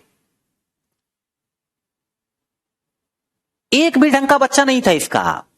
एक बेटी इसकी थी थोड़ा सा समझदार, उसका नाम था रजिया, और इसीलिए इल्तुतमिश कहा करता था कि मेरे मरने के बाद रजिया को सुल्तान बनाना, बेटों को ट्राई मत करना, ये नालायक टाइप के लोग हैं, बेवकूफ हैं। एक योग्य शासिका हुआ करती थी इसके बच्चों में, एक योग्य संतान थी मात्र इसकी, वो थी रजिया। यहां तक कि जब इल्तुतमिश ने ग्वालियर पर आक्रमण किया था तो उसने रजिया को ही दिया था कि थोड़ा सा कंट्रोल देखते रहना यहां पर। वो कहा करता था कि मेरे बच्चों में सबसे योग्य शासिका रजिया ही सिद्ध हो सकती हैं। इल्तुतमिश ने अपने बच्चों का टैलेंट पहचान लिया था। और हां, इल्तुतमिश के समय पर और आगे भी एक बात ध्यान दीजिए आप, दरअसल दिल्ली से पाकिस्तान क्षेत्र पर कंट्रोल करना आसान है, यूपी पर भी कंट्रोल करना आसान है, लेकिन बंगाल बहुत दूर पड़ता था। इसीलिए बंगाल में समय समय पर विद्रोह होते रहे, और आज भी बंगाल की जो सीएम हैं आप देखते होंगे वो सेंट्रल गवर्नमेंट तक को जल्दी कुछ समझना नहीं चाहती। ये बड़ी पुरानी प्रवृत्ति है, बंगाल में थोड़ा विद्रोही टाइप की भावना रही है वहां के शासकों की। जैसे इल्तुतमिश के समय में भी गियासुद्दीन नाम के एक व्यक्ति ने विद्रोह किया था, गियासुद्दीन ने, और इल्तुतमिश ने मलिक जानी नाम के एक व्यक्ति को वहां का सूबेदार बनाया था, बंगाल का सूबेदार बनाया था। तो बंगाल एक ऐसा क्षेत्र है जहां समय समय पर समस्या होती रहेगी, लेकिन दिल्ली के जो शासक हैं, सुल्तान हैं, वो कंट्रोल बनाने का प्रयास वहां पर करेंगे। इतना दिमाग में रख लो कि बंगाल में हमेशा प्रॉब्लम होगी। दिल्ली से बहुत दूर पड़ता था और समय समय पर वहां के लोग विद्रोह करते थे। अभी मैं आगे बढ़ रहा हूं। इल्तुतमिश मरा, और इल्तुतमिश के मरने के बाद इसका एक वंशज शासक बना जिसका नाम था रुकनुद्दीन फिरोज शाह। इसका समय है 1236 से लेकर के 1236 एडी। और जैसा कि मैं आपको बता चुका हूं, जो इल्तुतमिश है वो कहता था कि मेरी बेटी शासक बने, वो ऐसा चाहता भी था, लेकिन उसके क्या हुआ, मरने के बाद उसका बेटा किंग बन गया। रजिया जो इसकी बच्ची थी इल्तुतमिश की, उसने बड़ा प्रयास किया इसको हटाने का, बीमारी से मरा। और बाद में क्या हुआ कि रुकनुद्दीन फिरोज शाह एक बार जब दिल्ली से बाहर गया हुआ था, तो उसी समय रजिया ने दिल्ली की जनता से न्याय मांगा कि आपके सुल्तान चाहते थे कि मैं सुल्तान बनूं, तो मुझे सुल्तान बनाइए। दिल्ली की जनता ने महल पर धावा बोल करके रजिया को सुल्तान बनवा दिया। और अब जो शासक हैं वो हैं रजिया सुल्तान, पहली महिला शासक हैं ये, पहली महिला सुल्तान कह सकते हैं। 1236 से लेकर के 1240 ईस्वी तक ये सुल्तान है। अच्छा, एक बात और क्या है कि जितने शासक मैंने अभी तक आपको बताए, उनके समय में मैंने कुछ विद्वानों की चर्चा की है। जैसे महमूद गजनवी के साथ कौन से विद्वान थे, ऐसे मोहम्मद गोरी के साथ भी कुछ विद्वान रहा करते थे। कुतुबुद्दीन ऐबक के दरबार में भी कुछ विद्वान थे, इल्तुतमिश के दरबार में भी कुछ विद्वान थे। उनका नाम मैंने पीडीएफ में लिखा है, देख के नोट कर लेना। जैसे मिन्हास उस सिराज, जैसे हसन निजामी, फख्र मुदब्बिर, ऐसे बहुत सारे विद्वान हैं। तो उनका नाम मैंने लिखा है पीडीएफ में, देख करके शासकों के समय पे आप नोट कर लेना। अभी मैं बस ये कह रहा हूं कि रजिया सुल्तान शासक बनी, और जब रजिया सुल्तान शासक बनी तो इनके समय में क्या हुआ कि इनके जो ऑफिसर थे, जिनको आपने दल चालीसा के रूप में देखा है, वो बड़े एटीट्यूड वाले थे। इल्तुतमिश के मरने के बाद ऐसा लगता था कि जैसे यही लोग सर्वे सर्वा हैं, सब कुछ हैं।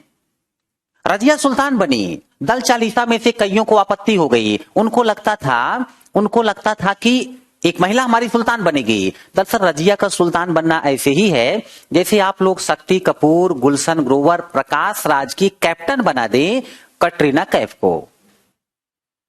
आपको नहीं लगता खतरनाक टाइप के लोग उसको जीने नहीं देंगे? एक महिला उनकी लीडर, ये बर्दाश्त नहीं कर सकते। ऊपर से रजिया सुल्तान जैसी महिला, लोग कहते थे जो मुस्लिम अधिकारी थे कि देखो महिला है, महिला की तरह रहे। और ये ऐसी महिला थी, पुरुषों के कपड़े पहनकर दरबार में जाकर सिंहासन पे बैठ करके बोलती थी। बताओ क्या चल रहा था आजकल? लोग इनके विरोधी होने लग गए। यहां तक कि रजिया सुल्तान अगर कमरे में बैठ करके किसी ऑफिसर से बात कर रही होती थी सीरियस मैटर पर, शासन व्यवस्था पर, तो 4 लोग बाहर खड़े होकर मुस्कुरा रहे होते थे और रजिया पर उल्टे सीधे आरोप लगाए जाते। रजिया का एक ऑफिसर हुआ करता था सैफुद्दीन। दरअसल रजिया के कई ऑफिसर थे। एक तो था अमीर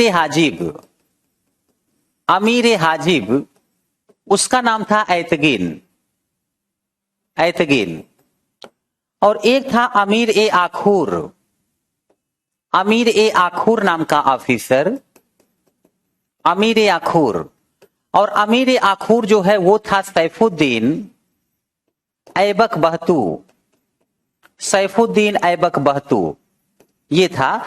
तो मेरे कहने का आशय ये है कि ये सैफुद्दीन ऐबक बहतू क्या था कि जब रजिया अपने घोड़े पर बैठना चाहती थी तो पहले हाथ आगे करता था, रजिया उस पर पैर रखती थी, फिर घोड़े पर बैठती थी। तो कई लोगों ने अफवाह उड़ा दी। उनका यह कहना था कि जो रजिया हैं, इनका संबंध जो है सैफुद्दीन ऐबक बहतू से कुछ ठीक ठाक नहीं है, मतलब संबंध अच्छा नहीं है।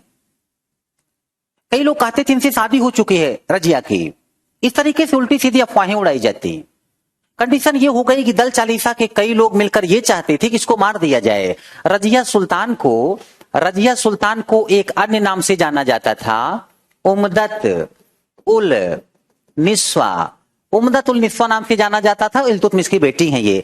40 तुर्क सरदारों में से कईयों ने प्लान किया इनको मार डाला जाए। अब आप सोच करके देखो, जैसे ये रजिया का क्षेत्र है, यहां पर ये बैठती हैं, बाकी छोटे छोटे क्षेत्र में कई सारे तुर्क सरदार हैं दल चालीसा वाले। अब कईयों ने इनको मारने का प्रयास किया, विद्रोह करना चाहा।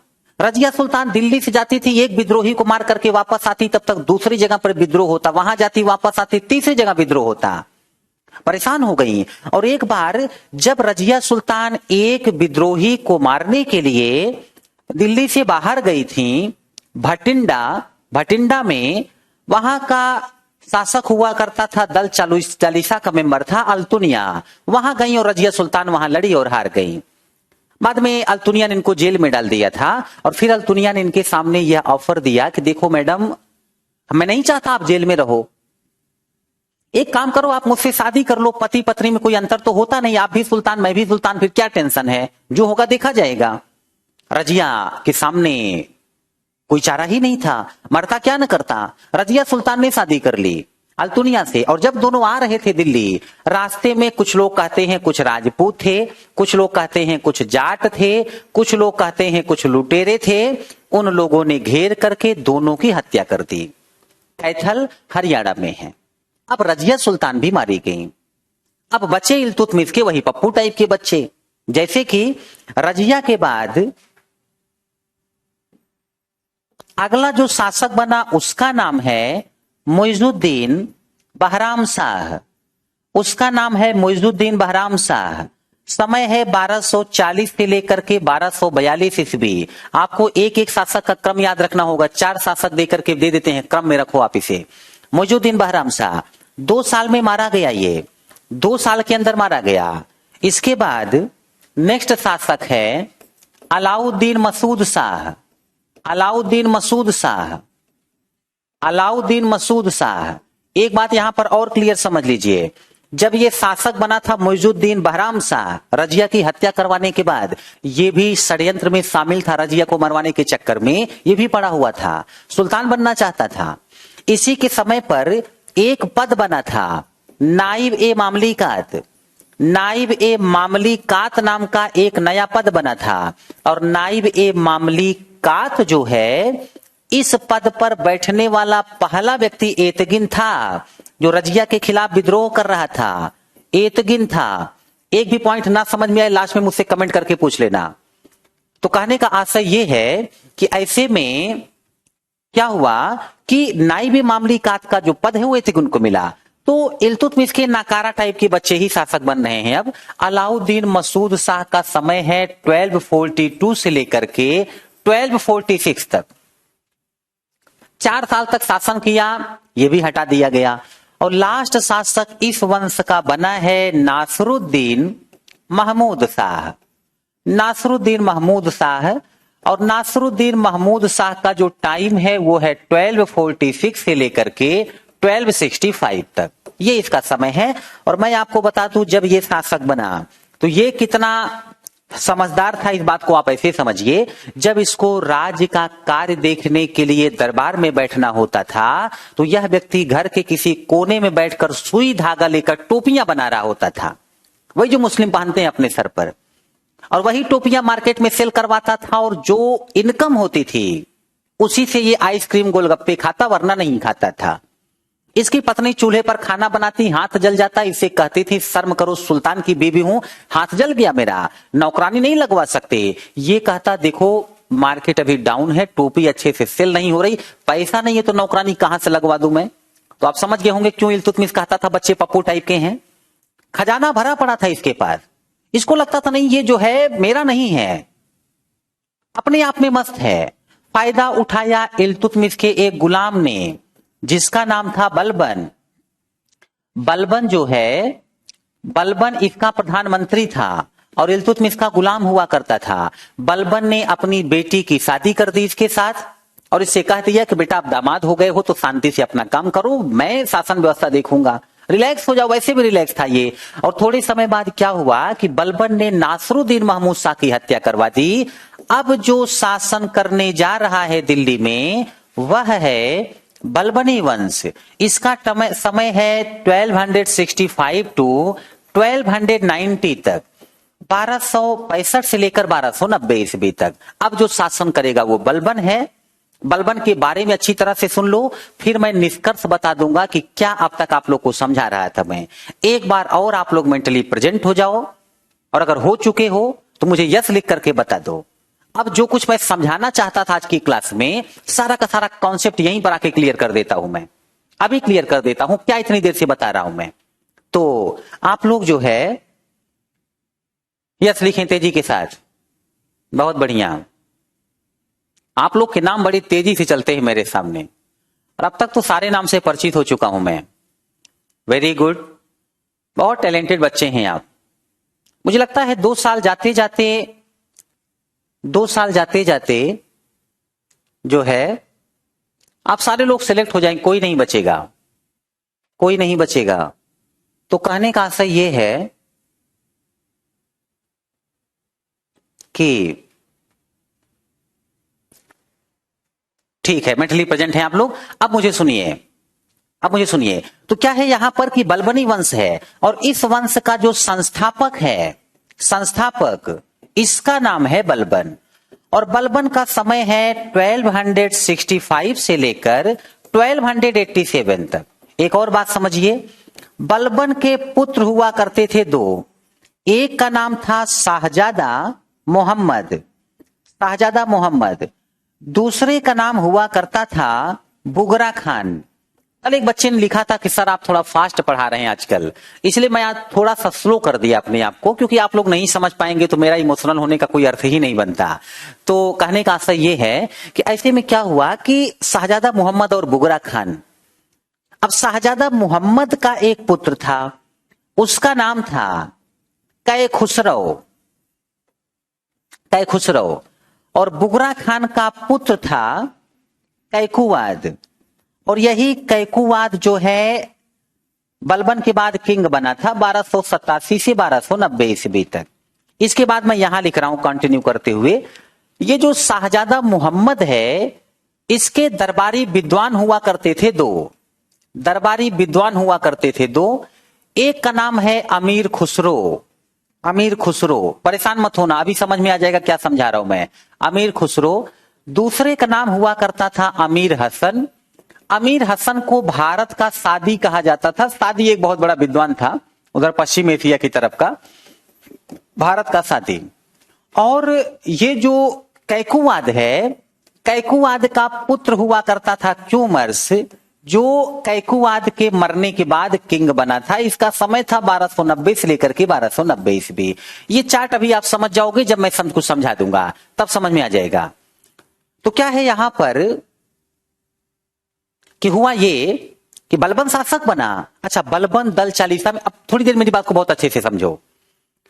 बलबन जो है शासक बना, और जब बलबन शासक बना तो बलबन ने शासक बनते ही, क्योंकि वो दल चालीसा का मेंबर था, 40 लोगों में एक था, और सोच करके देखो यदि वह सुल्तान बन सकता है तो क्या 39 में टैलेंट नहीं था? क्या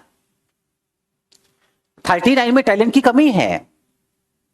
बलबन जानता था कि यदि मैं सुल्तान बन सकता हूं 39 भी प्रयास करेंगे, मतलब 39 अगर जिंदा है तो मैं जिंदा नहीं रहूंगा, मुझे जिंदा रहना है तो 39 को जिंदा नहीं रहना चाहिए, और उसने 39 को क्लियर कर दिया, मतलब दल चालीसा समाप्त। अब जब दल चालीसा समाप्त हुआ तो बलबन ने दल चालीसा तो समाप्त कर दिया, अब जो दल चालीसा के पास सेना थी उसका क्या होगा? दल चालीसा समाप्त, तो बलबन ने अब एक आर्मी का डिपार्टमेंट बनवा दिया जिसका नाम था दीवाने अर्ज विभाग इसने बनवाया, और दीवाने अर्ज विभाग के पास आज के बाद सेना रहेगी, ये सैन्य विभाग है। यहां तक कि इसने एक गुप्तचर विभाग भी बनवाया जो सारी जानकारी इसको देगा, दीवाने बरीद, ये गुप्तचर हैं। आज के बाद कोई समस्या भी हो सेना में या सैनिकों में या आम लोगों में बलबन के खिलाफ, तो गुप्तचर इसको बताएंगे। यहां तक यह व्यक्ति जानता था कि मैं शासक बना हूं, दल चालीसा का मेंबर था मैं, तो बहुत सारे लोग मुझे एक्सेप्ट नहीं करेंगे। 39 लोगों को मरवाया है तो उनके भी अपने लोग होंगे। और मैं आपको बताऊं, यह व्यक्ति गुलाम हुआ करता था तो बहुत निगेटिव रहता था। ये अपने आप को हाईलाइट करने के लिए, अपनी प्रशंसा करने के लिए, अपने आप को श्रेष्ठ दिखाने के लिए इस व्यक्ति ने कहा, मैं कोई सामान्य व्यक्ति नहीं हूं, मैं अफरासियाब का वंशज हूं। ध्यान से समझिए क्या कर रहा है, सब कुछ दिमाग लगा के कर रहा है। ये अफरासियाब का वंशज हूं। आप लोगों को याद है अफगानिस्तान की महाभारत किस किताब को कहा जाता है? जरा कमेंट करके बताएं। अफगानिस्तान की महाभारत किस बुक को कहा जाता है? कमेंट करके बताएं। अफगानिस्तान की महाभारत किस बुक को कहते हैं? किसी को याद है? अभी मैंने कल की क्लास में चर्चा किया था, जिन्होंने नोट किया होगा पीडीएफ से देखकर उनको तो बिल्कुल याद होगा। अफगानिस्तान की महाभारत, बिल्कुल, शाहनामा। अभिलाषा जी बहुत बढ़िया। अच्छा, सारे बच्चे देखे, रिंकी, समीर, सफीक, सारे लोग तो लिख रहे हैं शाहनामा। शाहनामा है, और अफरासियाब मतलब शाहनामा के अर्जुन, मतलब अफगानिस्तान के जो अर्जुन है उनका वंशज है ये। यह व्यक्ति अपने आप को श्रेष्ठ दिखाने के लिए कहा करता था कि मैं कोई सामान्य व्यक्ति नहीं हूं, मैं हूं जिल्ले इलाही। जिल्ले इलाही का मतलब होता है शैडो ऑफ गॉड, खुदा की छाया हूं मैं, और ये मैं कुछ कहूं तो समझ लो खुदा की मर्जी है उसमें। यदि उसके खिलाफ कोई गया तो मैं तलवार निकालकर गर्दन उड़ा दूंगा। इसकी पॉलिसी हुआ करती थी रक्त और लौह, रक्त लौह की पॉलिसी है इसकी, रक्त और लौह की पॉलिसी है। यह ऐसा व्यक्ति है जो अपनी नीति को कहा करता था नियामत ए खुदाई, नियामत ए खुदाई, मतलब वही है खुदा की छाया हूं मैं, जो मैं कहूं समझ लो खुदा की इच्छा है वो जो करेगा। ये चाहता है कि लोग समझे कि खुदा की इच्छा है ताकि इसके खिलाफ ना जाएं, जिससे इसके खिलाफ कोई ना जाए। और लोगों के बीच में अपने आप को श्रेष्ठ दिखाने के लिए यह व्यक्ति कितना भी कोई श्रेष्ठ हो, जब इसके सामने आता था तो ये कहता था कि सबसे पहले लेट कर मुझे प्रणाम करो, मेरे चरणों में लेट जाओ, और फिर उठने से पहले, इसको सिजदा कहा जाता था, चरणों में लेट के प्रणाम करो सिजदा, और उठने से पहले मेरे पैरों को कई बार चूमो, किस करो, तब उठना, पैबोस। सिजदा और पैबोस व्यवस्था शुरू किया। सोच करके देखो बेटा, मुस्लिम का सर सिर्फ अल्लाह के सामने झुकता है। आपने देखा कई बार मामला विवादित हो जाता है कि राष्ट्रगान हो रहा है तो मुस्लिम व्यक्ति कई बार नहीं खड़ा होगा कि मैं सिर्फ अल्लाह के सामने झुकता हूं, धर्म है उनका, वो धर्म को मानना पड़ता है, वो मानते हैं। लेकिन यह व्यक्ति अपने चरणों में लोगों को झुका रहा है। अब ये गलत बात है, कहीं ना कहीं से इस्लाम धर्म की नीतियों से हट रहा है। ये अपने आप को श्रेष्ठ दिखाने के लिए फारस ईरान के मॉडल पर यह व्यक्ति अपने दरबार सजवाया करता था। ईरान के मॉडल पर यह अपने बच्चों के नाम रखा करता था। यहां तक कि फारस का एक त्योहार है नवरोज, भारत में नवरोज त्योहार इसने ही शुरू किया था। भारत में जो पर्शियन लोग रहते थे उन्हें पारसी कहा गया है, और पारसी लोगों का त्योहार है नवरोज। अपने आप को भव्य दिखाना चाहता है। प्रोफेसर हबीबुल्ला कहते हैं कि यह व्यक्ति आधुनिक फिल्म स्टार की तरह था। दरअसल जब ये चलता था तो दोनों तरफ दो लोग नंगी तलवारें लेकर के बिस्मिल्लाह बिस्मिल्लाह करते हुए चलते थे। लोग समझ जाते थे बलबन आ रहा है, डर करके हट जाते थे। यह व्यक्ति जब दरबार में बैठता था तो लोगों से कहता था गंभीरता से बैठो, अगर कोई भी मुस्कुराया गर्दन उड़ा दूंगा उसकी मैं। लोग बहुत डरते थे इससे। एक बार दिल्ली में एक बहुत बड़ा अमीर व्यक्ति था फक्र बावनी, उसने कहा कि मेरा सारा पैसा ले लिया जाए, मैं बलबन का दर्शन करना चाहता हूं। बलबन ने कहा बिल्कुल किसी सामान्य व्यक्ति से नहीं मिलता मैं। ये कहता था जब मैं किसी निम्न व्यक्ति को देखता हूं तो मेरी भुजाएं फड़कने लगती हैं, हत्या करने का मन करता है उसका। भारत का एक मुस्लिम हुआ करता था, मतलब भारतीय था, हिंदू था, बाद में मुस्लिम बन गया, इमामुद्दीन रेहान। और इमामुद्दीन रेहान क्योंकि भारतीय था, भारतीय मुस्लिम समझिए, मतलब ऐसा व्यक्ति जो मुस्लिम बना हो लेकिन उससे पहले मुस्लिम ना रहा हो और भारतीय हो, ये उसको मरवा डाला। जो भारत का व्यक्ति मुस्लिम धर्म स्वीकार करता, चाहे बौद्ध हो चाहे हिंदू हो, ये उसको भी देख करके चिढ़ता था कि ये निम्न है, हम श्रेष्ठ हैं। अपने आप को कुछ ज्यादा ही श्रेष्ठ दिखाना चाहता था। ऐसे में क्या हुआ कि यह जो व्यक्ति है भारत में बहुत सारे लोगों की हत्या करवाई है इसने जो अपने आप को श्रेष्ठ मुसलमान कहते थे, इसके सामने उनको भरे चौराहे पर सैकड़ों कोड़े लगवाता था ला करके। कोई अपने आप को श्रेष्ठ ना कहे, श्रेष्ठ है अगर कोई तो बलबन है। बहुत कठोर नीति थी इसकी। इसके समय में एक बार बंगाल में विद्रोह हो गया। तुगरिल खान नाम के एक व्यक्ति ने विद्रोह किया।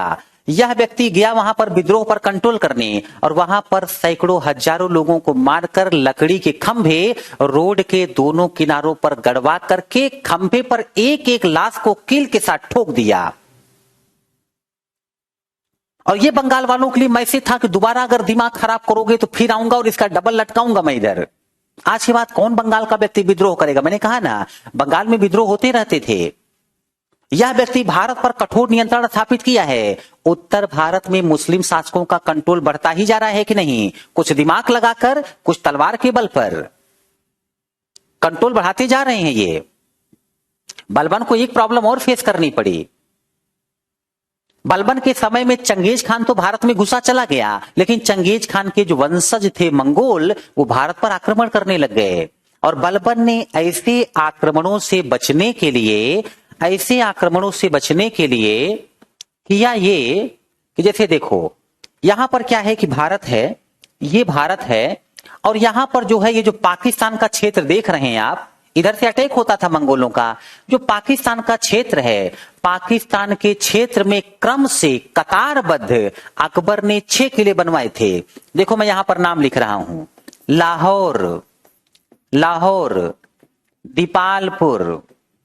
दीपालपुर, मुल्तान, फिर सुमन, समाना और उच्छ, कतारबद्ध 6 किले बनवाए हैं इसने। और आज के बाद यहां पर इसकी सेना रहेगी, मतलब कोई भी अगर भारत में मंगोल घुसना चाहता है तो उसको वहीं पर रोक दिया जाएगा। इसीलिए बलबन को दिल्ली का रक्षक बोलते हैं, सेवियर ऑफ दिल्ली। 6 कतारबद्ध किले उसने बनवाए थे, लाहौर, दीपालपुर, मुल्तान, सुमन, समाना, उच्छ, ये पाकिस्तान में है। इसने मंगोलों से भी दिल्ली की रक्षा की। आप समझ सकते हैं, कंट्रोल बढ़ता गया उत्तर भारत पर मुस्लिम शासकों का, बहुत तेजी से बढ़ता गया। और थोड़े समय बाद हुआ ये, मैं आप लोगों से बार बार कहता आ रहा हूं कि जब भारतीय किसी का कुछ नहीं बिगाड़ पाते थे तो बद्दुआ देते थे। अब इसको भी कुछ बद्दुआ दी होगी। आप रिजल्ट देखो इसका। बलबन का जो सबसे योग्य बेटा, यहां पर देखिए, बलबन का जो सबसे योग्य बेटा था, वो बेटा जो है शाहजादा मुहम्मद, मंगोल आक्रमण हुआ और उस आक्रमण में मारा गया। बहुत पसंद करता था बलबन इसे। कहते हैं जब ये दरबार में बैठा था, इसको पता चला कि हमारा बच्चा मर गया, इसके चेहरे पर सिकन तक नहीं आई। काम करता रहा, जब तक ये बैठता था दरबार में तब तक बैठा रहा, फिर वैसे ही घर गया जैसे रोज जाता था, लेकिन अपने घर में खुद को बंद करके फूट फूट के रोया था। ये बहुत योग्य बच्चा इसका मरा था। इसके बाद जो दूसरा बच्चा था इसका, उसका नाम था बुगरा खान। ये बंगाल में गवर्नर था। बलबन ने इसको बुलवाया लास्ट टाइम पर। बलबन बहुत बूढ़ा आदमी था, उसकी 80-82 साल की उम्र थी। उसने बुलवाया कि बुगरा खान बेटा आ जाओ, तुम्हें सुल्तान बनाता हूं। बुगरा खान ने कहा देखो पिताजी, मैं जहां हूं बहुत खुश हूं, बंगाल मुझे बहुत अच्छा लग रहा है, अगर ज्यादा प्रेशर डालोगे तो यही बंगाल की खाड़ी है, डुबकी मारूंगा, निकलूंगा भी नहीं। मतलब धमकी दे दिया, मर जाऊंगा, प्रेशर मत डालो मुझ पर। बलबन क्या करता, बिना सुल्तान बनाए बलबन मर गया। अब बुगरा खान का एक बेटा था जिसका नाम था कैकुवाद, उसको सुल्तान बनाया गया। 17-18 साल का लड़का था ये। इसको सुल्तान बनाया गया। आज तक बलबन के साथ ये रहता था, डरा सहमा। सब डरते थे बलबन से, ये भी डरता था। आज बलबन के मरते ही सुल्तान बनाया गया। कई शादियां इसकी करवाई गई, जो मांगता था सब हाजिर हो जाता था। इसको लगा लाइफ में इतना एंटरटेनमेंट है, पता ही नहीं था मोहम्मद शाह रंगीला का 8 गुना निकला ये इंसान। जब देखो तब पत्नियों के साथ पड़ा रहता था, और इतना पड़ा रहा कि पड़ा ही रह गया, लकवा मार गया इसे, पैरालाइसिस। अब जब व्यक्ति कुछ कार्य ही नहीं करेगा तो शरीर तो काम जवाब दे ही जाएगा, वो काम करना बंद कर देगा। लकवे से मरने वाला अत्यधिक विलासिता से ये सुल्तान है जिसका नाम है कैकुवाद, ये लकवे से मर गया। अच्छा, बलबन के बारे में कुछ पॉइंट मुझे अभी और बताने हैं, चर्चा करूंगा मैं, अभी कॉन्सेप्ट समझा रहा हूं, समझ जाओ। कैकुवाद मर गया, और कैकुवाद के मरने के बाद फिर कैकुवाद जब मरा तो कुछ महीने का एक अपना रिजल्ट छोड़ के गया था, क्यूमर्स नाम का बच्चा। और इसी क्यूमर्स का एक सेनापति हुआ करता था।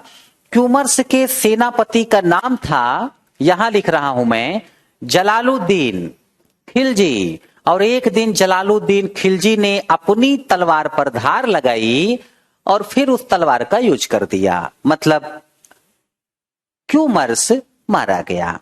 आज के बाद जो शासक बनेंगे वो हैं खिलजी लोग। अब मेंटली प्रेजेंट होकर मेरी एक बात सुन लो और समझ भी जाओ। आज तक मुस्लिम शासकों का कंट्रोल सिर्फ उत्तर भारत पर है। दक्षिण भारत के लोग शांति से अपने आप में मस्त थे, उनको लगा हमें क्या टेंशन है। जिस समय महमूद गजनवी उत्तर भारत को लूट रहा था, उसी समय दक्षिण भारत में राजेंद्र चोल का शासन था, जो म्यांमार, बंगाल, दक्षिण पूर्व एशिया, श्रीलंका, दक्षिण भारत, बंगाल तक पे आक्रमण। बहुत ताकतवर शासक थे राजेंद्र चोल, चाहते तो महमूद गजनवी को 1 घंटे में मार डालते। टेंशन ली उन्होंने, उनको लगा हमें क्या टेंशन है, मैं तो दक्षिण भारत में हूं, पर भारत की सीमा ऐसी रही है, प्राकृतिक सीमा है हमारी, उत्तर में हिमालय, दक्षिण में हिंद महासागर, ईस्ट में म्यांमार तक अपना, नॉर्थ वेस्ट में अफगानिस्तान के पास कुछ पहाड़ियां। आप सोच करके देखो, अगर भारत में कोई भी पूरा भारत जीतना चाहे तो इस प्राकृतिक सीमा तक पहुंचेगा और उससे पहले का पूरा क्षेत्र कंट्रोल में लेगा। हिंदुस्तान में अगर कोई भी राज्य ये सोचे कि पड़ोसी राज्य को प्रॉब्लम है, हमें कोई प्रॉब्लम नहीं, उससे बड़ा बेवकूफ कोई नहीं। आज तक प्रॉब्लम उत्तर भारत के लोगों को है, दक्षिण भारत के लोग मस्त, लेकिन अगला जो शासक है जलालुद्दीन खिलजी, उसी का वंशज अलाउद्दीन खिलजी खुद को सिकंदर बनाने का प्रयास करेगा। सिकंदर मतलब दुनिया का विजेता, और जब वो दुनिया जीतना चाहेगा तो भारत क्यों छोड़ देगा, और खास करके दक्षिण भारत। आज तक आपने उत्तर भारत में मुस्लिम शासकों का आक्रमण देखा है, अब आक्रमण शुरू होगा मुस्लिम शासकों का दक्षिण भारत में। अब तक जो मैं आपको पढ़ा रहा था वो था मुस्लिम शासकों का उत्तर भारत पर अटैक करना, कंट्रोल बढ़ाते जाना। इतना ही पढ़ाया मैंने आपको। आज के बाद बारी अब दक्षिण भारत की होगी। दूसरी बात, अब तक आप जितने शासकों को पढ़ रहे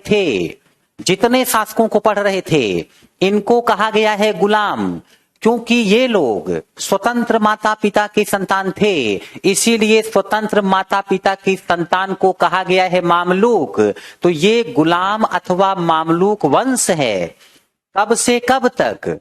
1206 से लेकर के 1290 ईस्वी तक ये गुलाम वंश है।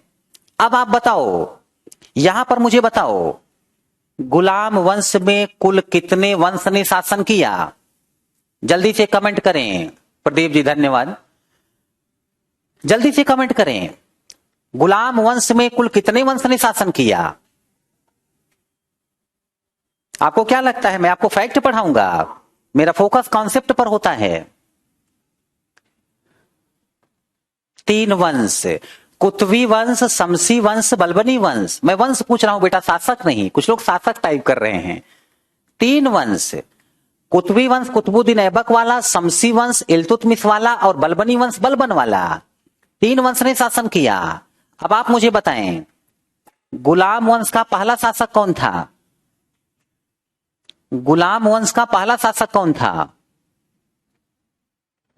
गुलाम या मामलूक वंश का पहला शासक कौन था?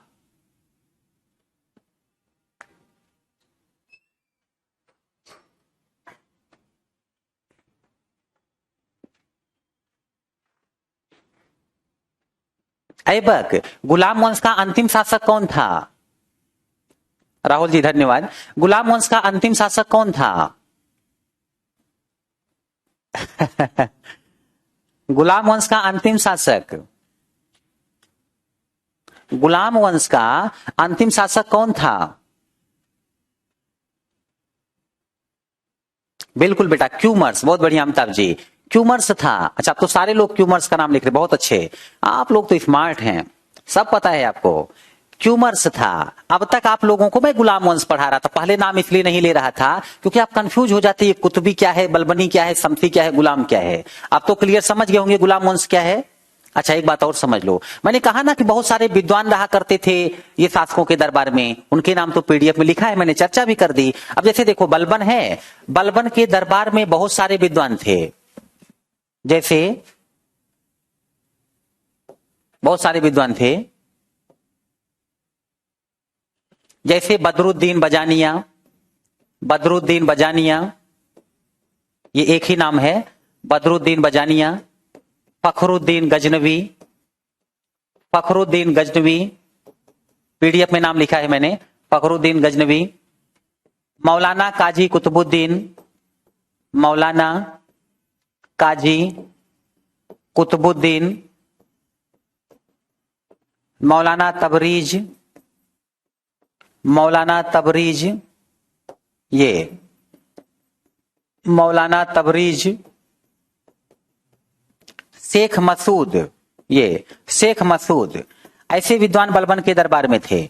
बलबन ने लाल महल बनवाया था दिल्ली में ही, लाल महल, अपना मकबरा बनवाया था इसने, अपना मकबरा बनवाया था। तो कुछ इस तरीके से निर्माण कार्य हैं वो इसने किए। यहां तक कि जो आपने कैकुवाद देखा था, कैकुवाद, कैकुवाद में भी एक महल, एक कैकुवाद ने भी एक महल बनवाया था। इसे कहते हैं अपूर्ण, किलाखोरी का महल। आप लोगों से पूछ लिया जाता है तो जानना है अपूर्ण किलाखोरी का महल, किलाखोरी का महल। तो जो लोग साथ में नोट करते रहे बहुत अच्छी बात है। कुछ पॉइंट एक बार पीडीएफ में सरसरी निगाह से देख लेना। कुछ पॉइंट जो आप नहीं नोट किए होंगे जब मैं जल्दबाजी में बता गया हूंगा उसको आप लोग पीडीएफ से देखना और अपने नोट में ऐड कर लेना।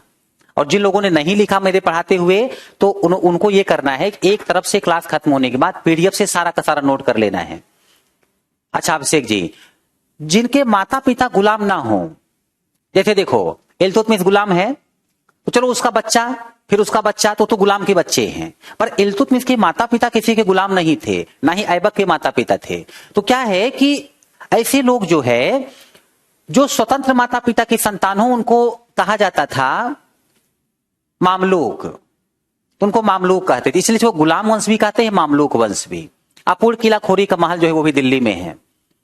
सबको सीक्वेंस बना के रिवीजन कर देते पेज बाय पेज। अच्छा ठीक है, सब कुछ लिखा हुआ है सर पीडीएफ में जो आप अभी पढ़ाए। बिल्कुल आकाश जी, मैंने ही लिख के उसको दिया है, इसलिए कि जो बच्चे सिर्फ लेक्चर सुनना चाहे मेरा और साथ में ना लिखना चाहे वो मेरा लेक्चर समाप्त होते ही पीडीएफ से देखकर एक एक पॉइंट अपने नोट में ऐड उतारते चले जाएं। इससे क्या होगा कि मैं लिखवाऊं तो भी वही बात हो गई, और पीडीएफ से देखकर आप वही लिखते जाओ जो कुछ मैंने यहां भी डिस्कस किया तो भी वही बात हो गई। लिखना आपको है, अपने नोट्स में लिखना है ना।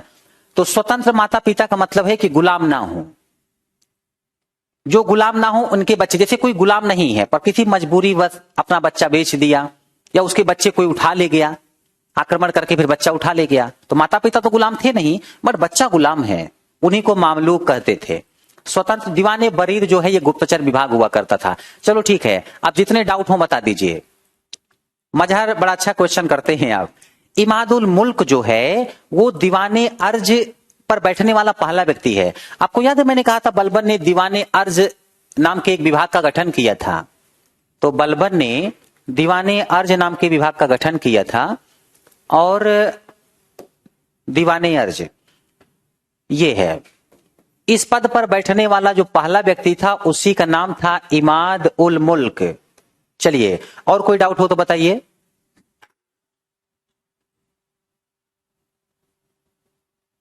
श्वेता जी, मैंने बलबन के 6 किले बताए थे और 6 किले हैं, एक बार मैं यहां पर लिख भी देता हूं, आप लोग देख लीजिए। 6 किले थे लाहौर में, दीपालपुर में, दीपालपुर, मुल्तान, सुमन, समाना और उच्च, ये 6 किले थे। आर्मी का विभाग था दीवाने अर्ज। चंगेज खान एक मंगोल था, मंगोलिया से था, बौद्ध था, बाद में इस्लाम धर्म स्वीकार कर लिया, बहुत बड़ा क्षेत्र उसने जीता था। अभिषेक जी, रजिया सुल्तान का जब अपने ही लोग जान के दुश्मन हो जाएं तो कोई क्या हेल्प करेगा। तो बलबन के अपने ही लोग दुश्मन थे। एक ही वॉल्यूम में है सर, दूसरी वॉल्यूम भी है क्या सर पीडीएफ का? बिल्कुल दीपाक्षी जी, मॉडर्न हिस्ट्री पर 2 वॉल्यूम है, फर्स्ट और सेकंड, और मेडिवल हिस्ट्री का एक अभी तक अपलोड हुआ है जो मैं पढ़ा रहा हूं। तो कुछ जी उलूग खान कई लोगों को कहा जाता था, क्वेश्चन आपका बहुत अच्छा है बट मैं इसको आगे बताऊंगा। उलूग खान बलबन को भी कहते थे, अलमास बेग को कहते थे, मोहम्मद बिन तुगलक को कहते थे, बट ये मैं आगे बताने वाला हूं इसलिए मैंने यहां चर्चा नहीं किया।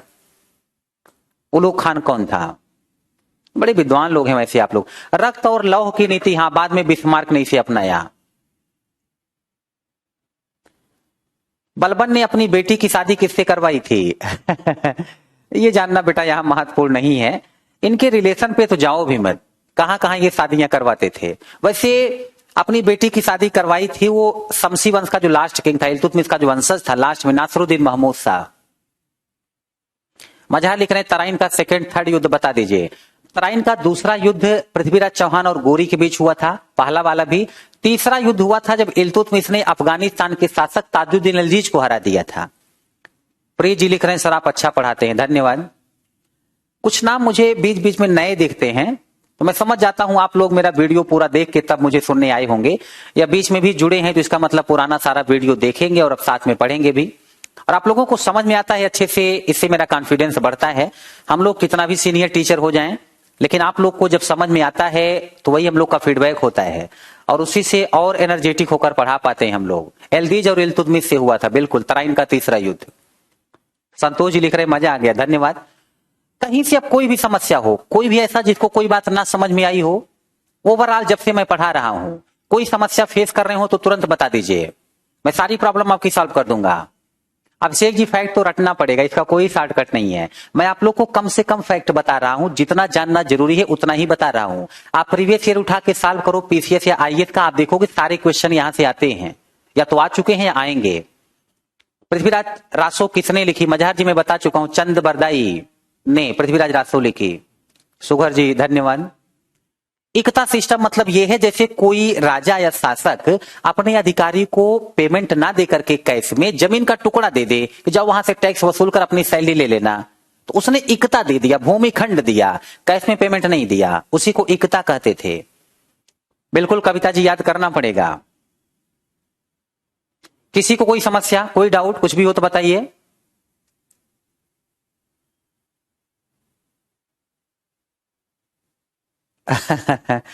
संतोष जी धन्यवाद।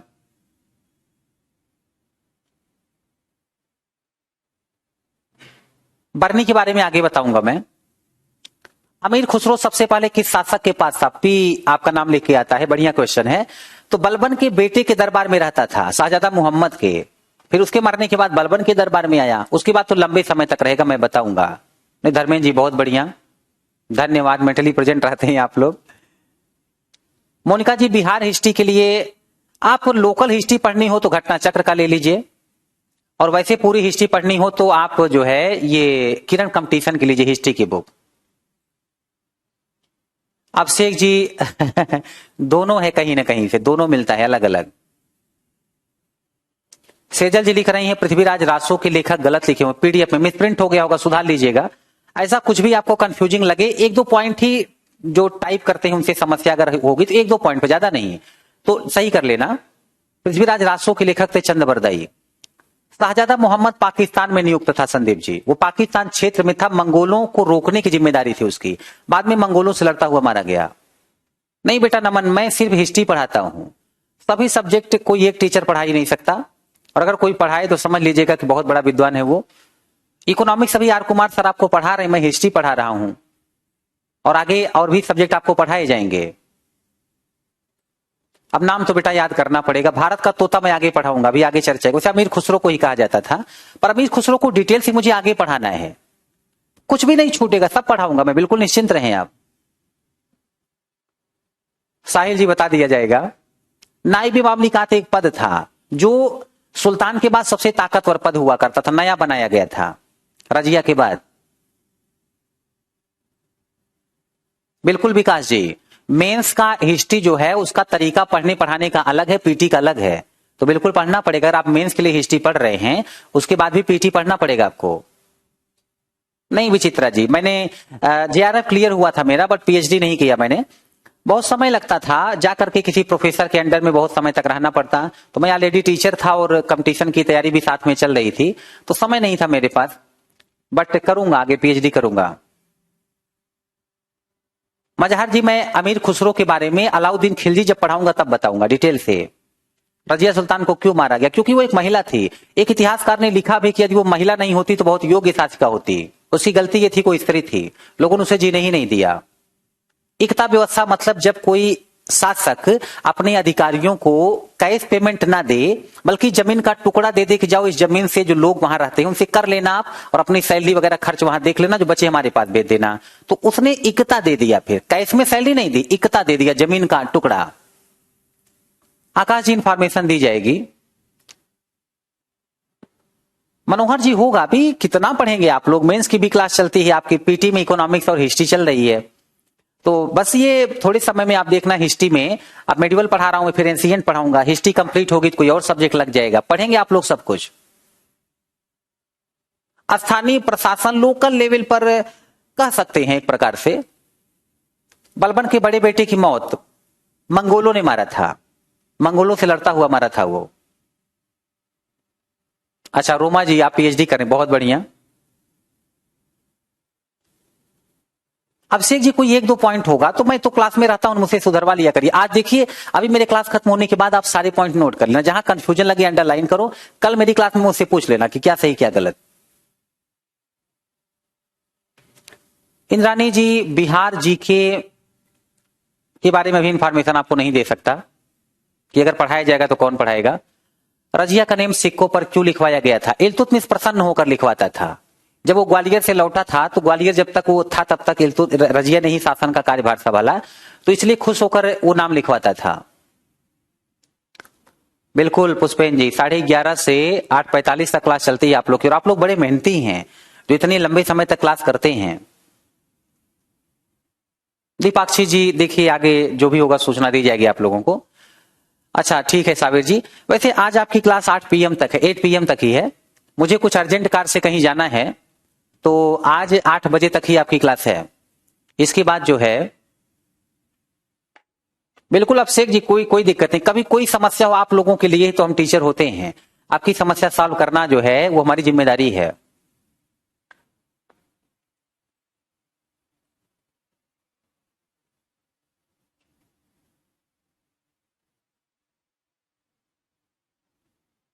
हाँ बिल्कुल, जमालुद्दीन याकूत, हाँ जमालुद्दीन याकूत जो है ये रजिया के समय पे हुआ करता था।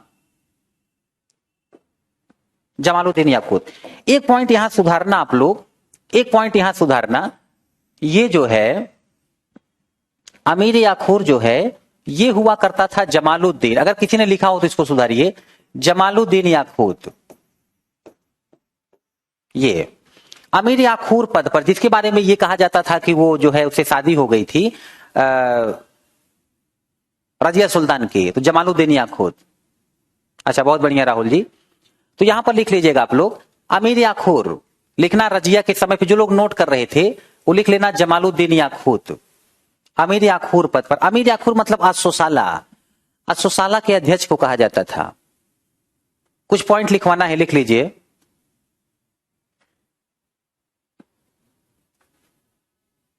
कोश जी धन्यवाद।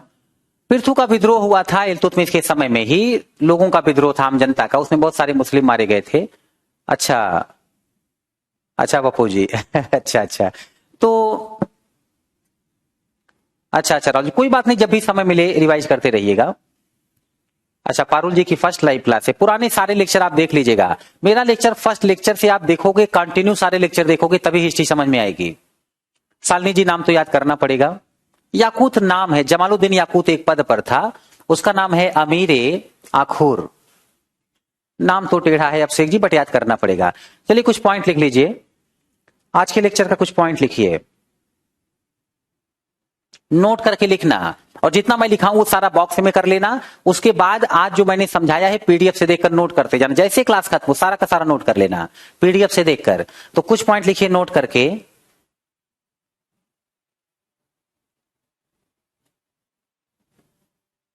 नोट करके लिखना, पीडीएफ में देख करके आप लिख डालें, उससे क्या होगा आपको याद हो जाएगा। आज के लेक्चर में नोट करके लिखिएगा, अरबी भारतीयों को हिंदू कहते थे। अच्छा अंकुश जी भी पहली बार लाइव है, बहुत बढ़िया।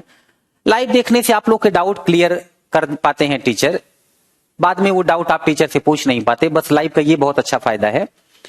तो नहीं कोई दिक्कत नहीं पुष्पेन जी, बढ़िया, बाकी वीडियो देख लीजिएगा। तो लिख लीजिए अरबी भारतीयों को हिंदू कहते थे, और ईरान के लोग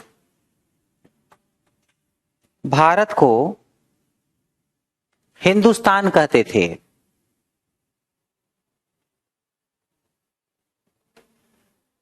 नेक्स्ट लाइन में लिख लेना, इल्तुतमिश के समय बिहार का सूबेदार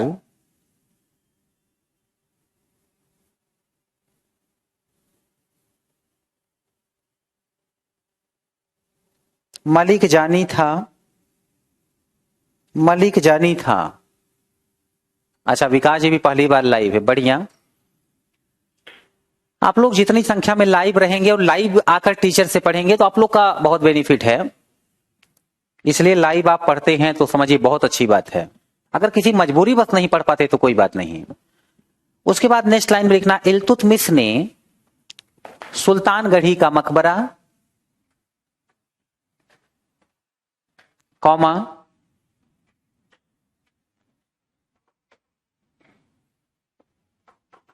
सुल्तानगढ़ी का मकबरा कौमा, ये मैंने लिखा है, यहां लिख लेना। मुइजू ए मदरसा बनवाया ब्रैकेट में दिल्ली में, ब्रैकेट में दिल्ली में। अच्छा अभिषेक जी बहुत बढ़िया, दिल्ली में। फिर लिखना इल्तुतमिश ने अतार्किन का दरवाजा, अतार्किन का दरवाजा। अमित जी कंफ्यूजन है इस पर, कुछ लोग कहते हैं डाकू थे, कुछ कहते हैं जाट थे, कुछ कहते हैं राजपूत थे, तो कंफ्यूजन है कौन शामिल था मारने में। इल्तुतमिश ने अतार्किन का दरवाजा ब्रैकेट में नागौर और बदायूं की जामा मस्जिद बनवाई, और बदायूं की जामा मस्जिद बनवाई।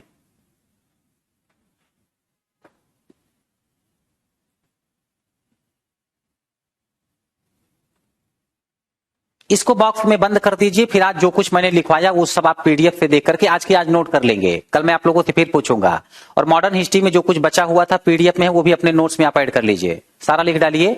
तो आज की क्लास में यहीं तक, मिलेंगे नेक्स्ट क्लास में और फिर आगे समझा करके मैं लिखवाऊंगा। तो आज की क्लास में यहीं तक।